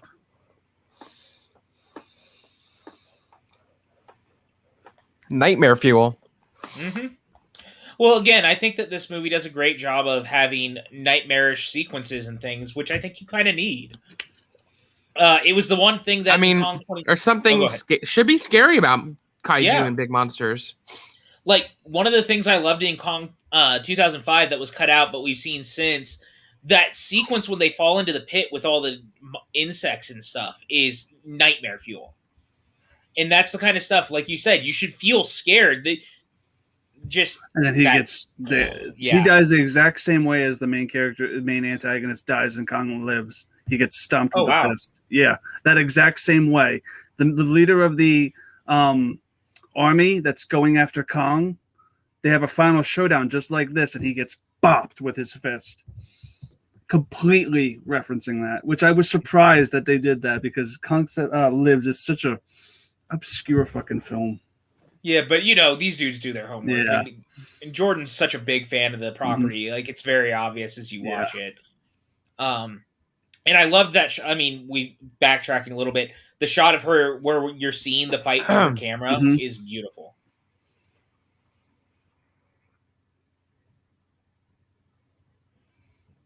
I wouldn't be surprised if one of those ships is supposed to reference Moby Dick. I wouldn't be either. I'll be honest with you guys. I can't wait to see what his Gundam movie is going to look like as we're revisiting this. I think he's a great choice for that property, considering what he did with this. Yeah. What if Larry Fong does the DP on that too, dude? I would bet that he would. That'd be amazing. Are you kidding me? Look how Brandy, you know me. You know I barely sleep as it is. This is great. It's sad, but it's fucking great. This clip has been frequently recirculates around Twitter, and I think it takes it out of such context, and I actually think it's kind of like screamingly delightful in this. Yeah, it's sad. It's such a monster movie moment, Mm-hmm. And it works within the confines of this movie. And it's not dissimilar. There's a similar sequence in Kong 05 with the guy that gets killed by Kong. This same way. He doesn't explode, but and then just boom. He really tried, though. He really tried. Insert Simpsons gift. At least you tried gif here. Yeah. But again, that deserves to be a meme because it is funny out of context too. Oh yeah. Yeah, it's a little amusing out of context, but it has a bit more impact in context. Was it a necessary death? No, but it worked. Also, you got to give credit for how dirty Kong looks, and he's actually, some of his fur is red from the bleeding. Like, there's actual really great attention to detail that I think is overlooked a lot in the design in this. Now, Kong going at the jaw like this is a reference to his fight against the T-Rex in 1933. 2005. Oh yeah. No, 1933's. Yeah, you're right. Yep. I love this scene. This is actually one of my favorite kaiju fights in a movie. It's awesome. And I appreciate that they let it go on. Yeah. So many big kaiju fights last for 30 seconds, and then this is a legitimate battle royale. But this is my favorite right here, the Kira Kurosawa shot. Kong using that as a sword and then putting it down, and you get this Kurosawa samurai shot. So cool. Or even Western gunslinger shot if you want to go to that reference. But those were all very influenced by Kurosawa. So gross. Very, very cool to me. And him doing that was also echoed in the beginning of Kong vs. Godzilla, where he skewers the sun. Mm-hmm. The other thing I like about this sequence, there's still these boats and things like this that are around, and you definitely feel the weight of how big these things are as they're crashing into it, and oh gosh, it's scale. Yeah.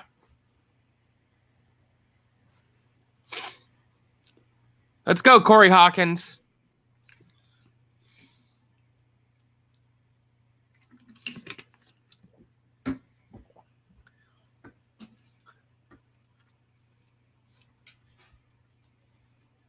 Yeah, that's true too, David. The fact it's shot in daylight and looks so great is a big thing too. That was actually something I really appreciated about the final fight in Godzilla vs. Kong is that it was all in the daylight. Like, we got to see Godzilla, Kong, and Mechagodzilla all fighting together in one place, and it was broad daylight. It looked very cool. Even the fight on the aircraft carrier was during like sunset, which is beautiful.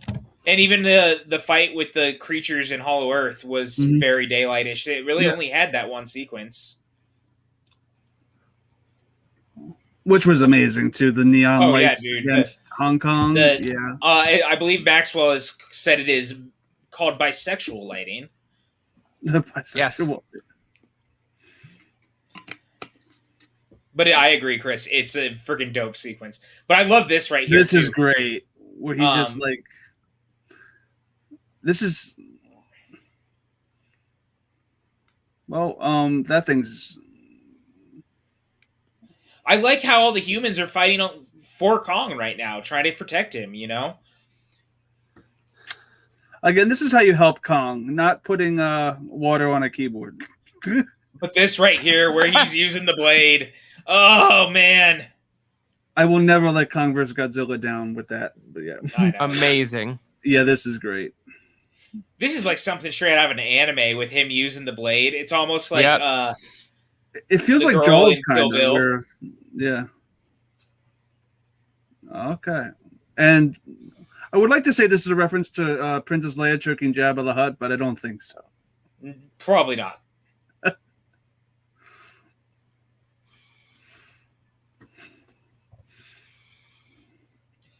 And just him like tossing and then Bree getting thrown down. Oh, yeah. And the look on his face.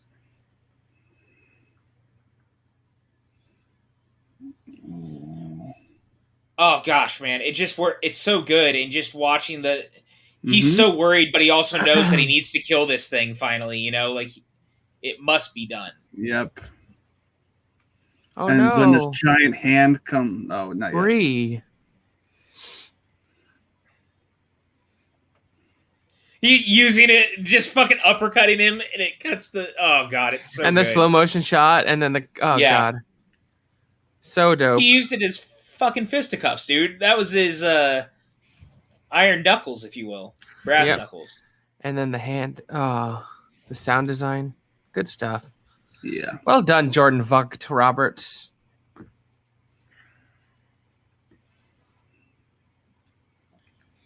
She's so small. Yeah. Oh, and this great moment of him holding his hand where it's like he's trying not to crush her, obviously. Which must be incredibly difficult. Yeah, so he's trying to protect her while using all his strength for other things. Oh, God. The rips the tongue out, just... Oh, my God, it's so cool. And he looked like a marionette for a second. And then him being real worried. He's like, if I open my hand, is she still okay? Like, is she still alive? I would have laughed so hard if she's just a pile of gush. Great. She just went pop in his hand.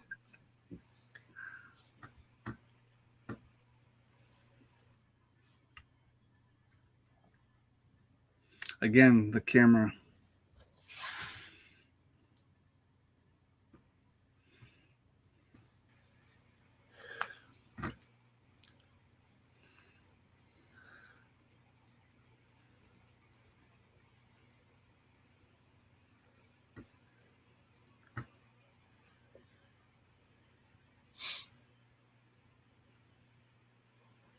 Again, there's a connection there. They could explore that in the anime if they wanted to. I would love a sequel to this with Bree and Tom having to go back to Skull Island to hang out with Kong. That's what I'm saying, man. Yeah, I want another movie with them in any capacity. Like, I'm sure the anime, one of the characters will be in it, but I would love another movie. Set it in the 80s. Could you imagine? Like, do it 10 years later. Oh, man. Because, again, Monarch after this completely flourishes, so...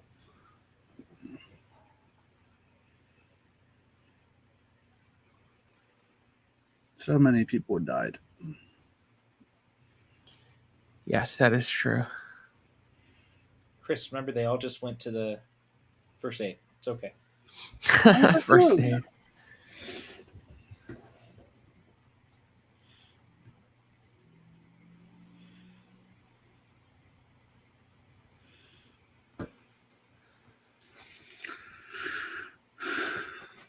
Do most people consider this the best of the MonsterVerse?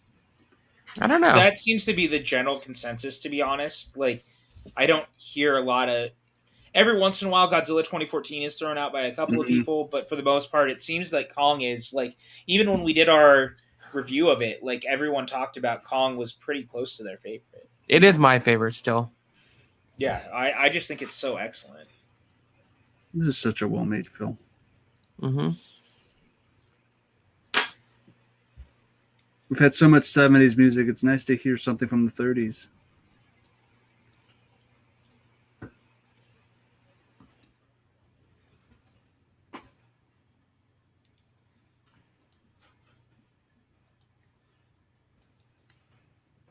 Dude, me too, Eric. Yeah, I was hoping we were get talking more about of him that. too. PJ and I were talking about that when we were sort of theorizing. We were like, Joe Morton should be in it, because then you'd at least have one character in 3 of the 4 movies. And this comic here, Eric, is actually all about Joe Morton, and it's a prequel comic. I'm not kidding you. Like, you can even see... Trying to find some of the good So panel cool. where you can see him. Yeah. Oh, it's friggin' dope. But, like, you guys can kind of see, if I can get it in frame, that is Joe Morton right there in a comic panel, which is very cool. And also, I just love Eric. He's the best. Eric's the best. There's also a Godzilla one that they did that was a prequel. Legendary did an entire series, and for all the movies. So there's 2 I've been meaning to buy them, and I haven't yet. Very worth having. Same. I think that they build on the lore a lot. Also, if you like Pacific Rim, there's like 3 or 4 graphic novel. Well, I guess not graphic novels, but a couple of them are graphic novels. But I think there's a couple worth checking out, and a pretty good prequel novel for Uprising too. Even though Uprising sucks, the novel leading up to it was good. Again, this is beautiful. Just I love this. And the score too is lovely. Again, the human characters in this film are just as important as the monster. And his son just realizing, this is my dad. Yeah.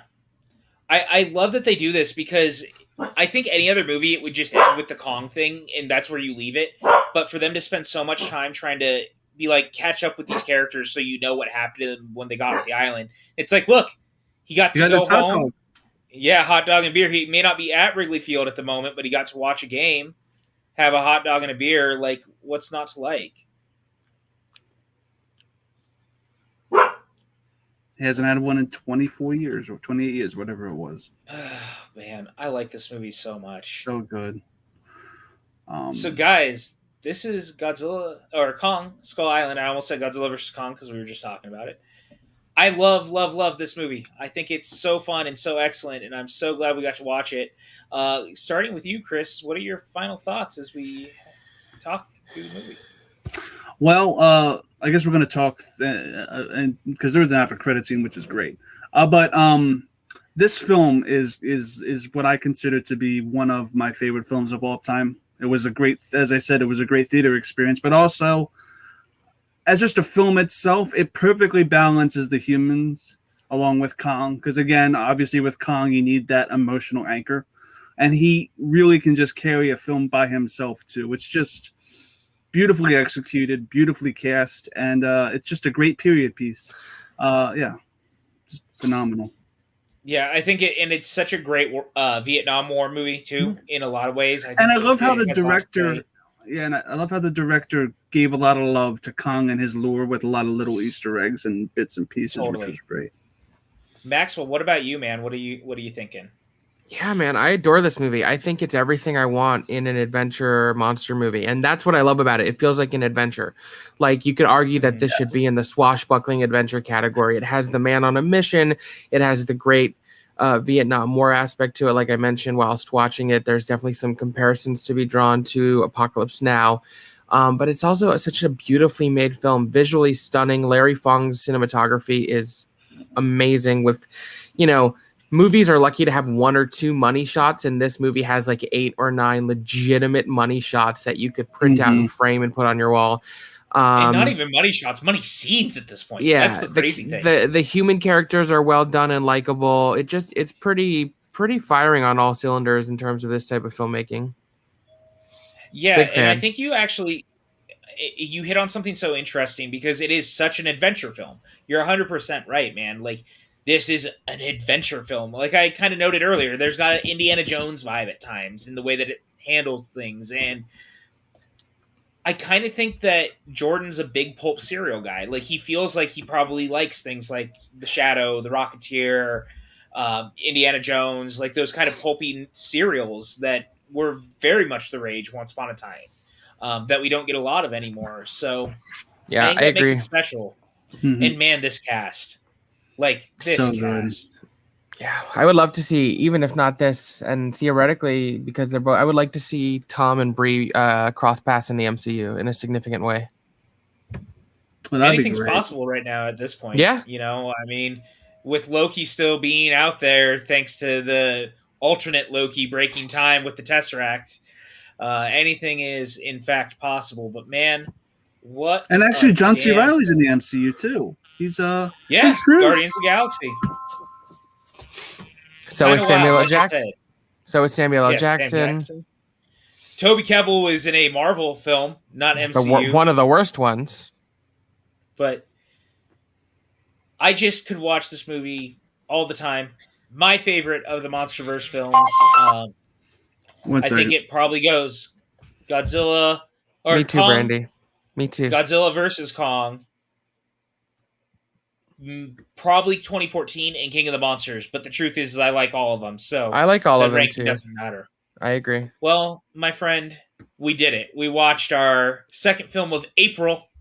Ape-ril. Let's talk about a couple things we have coming up on the network. Wednesday night, Suddenly Soundtracks is back with Off the Record doing Queen's Innuendo. PLD will be joining for that. And then on Friday, Show Me Naughty, our pilot episode. It's Rachel Silvestrini's birthday, and this is a show wherein we are going to try and find her love. Will we be successful? You'll have to come and find out. Also, I think... I love you, Saul. Never change. I think we can promote this, PJ, yeah? Yeah. So PJ and I earlier today filmed an episode of Settle the Score, Matt Nost's show. Hell yeah. It's going to drop on Thursday. It is a music trivia show. If you haven't seen it, go check out the old episodes. But it was an absolute blast to do that with PJ. I won't say he won or lost, but it was great fun. I love Matt so much. I love Andy so much. It was a pleasure to be back on there with them. And Andy's work is next to none, and he said some very nice things about us. Very nice things. He was very flattering and returning the favor. I think he's an incredibly talented musician, lovely man, and I think the concept for the show is great, and I was really happy and honored to be a part of it, especially going head-to-head with my guy, PJ. So make sure on Thursday you keep your eyes out. We'll all tweet the links for that Settle the Score when it drops. And there's Brandy coming in clutch with that. Chris, where can everyone find you online? You can find me on Twitter, Instagram, and Twitch at Chris Clark 8788. Those numbers mean nothing. Bada boom, bada bing. PJ? I love that every time. You guys can find me on Twitter and Instagram at PJ_Campbell. You can find me over at the Movie Trivia Schmodown, where I write the questions. Hey, these are the question writers. We're only human. Hashtag team question writers. I think that I've said it before. I'll say it again. I'm really proud of the work that my team is doing, and a lot of it is due to the fact that I love this game, man, and I just want it to be the best there is. So you guys have all been amazing who stick with the writers and fight for the writers. And I love you guys. So yeah, hashtag team question writers. I love you guys. You can find me on Twitter and Letterboxd and Stereo at Cinemaxwell. And Jill and I should be doing another episode of our Stereo show soon. Instagram at Cinemaxwell Inc. And I am a competitor in the First Class League of the Schmodown. And my first match should be next month. So as soon as I know, you'll know. Stay tuned for that. On behalf of all of us here at the PJ Campbell Network, thank you as always for choosing to spend your Monday night with us. Thank you for your continued support. Thank you for your patronage. We love you. Please be safe. Please wear your masks. Please get vaccinated if and when you are eligible. And we will see you later in the week for more exciting. I was going to say, if you've never seen the movie, you can turn us off and then just wait till the end to get to the post-credit scene. Yes. There is a great post. We're about to hit it. All right, we're going to wait. We're going to watch it. We're going to wait. Okay. I thought it was a little bit longer off, so I'm glad we did all this to get to the post-credit scene, actually. That's for perfect timing. You know, we do that sometimes. You know what would be awesome, Maxwell? And I don't know if you agree with me.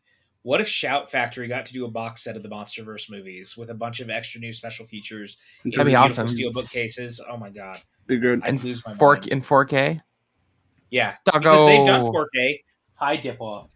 You're very handsome. Yes. You're very handsome, in fact. Yep. See, you say hi to the internet, handsome Dipper boy? Yeah. What's up, Dipper? Hi, Dippy Dip Dip. Dip Dip. Maxwell? Yeah, you Hi. no. Hi, Dipper. All right. And there's Uncle Chris, too. Thank you all for watching. This has been another watch along on the PJ Campbell Network, and we will see you next time. This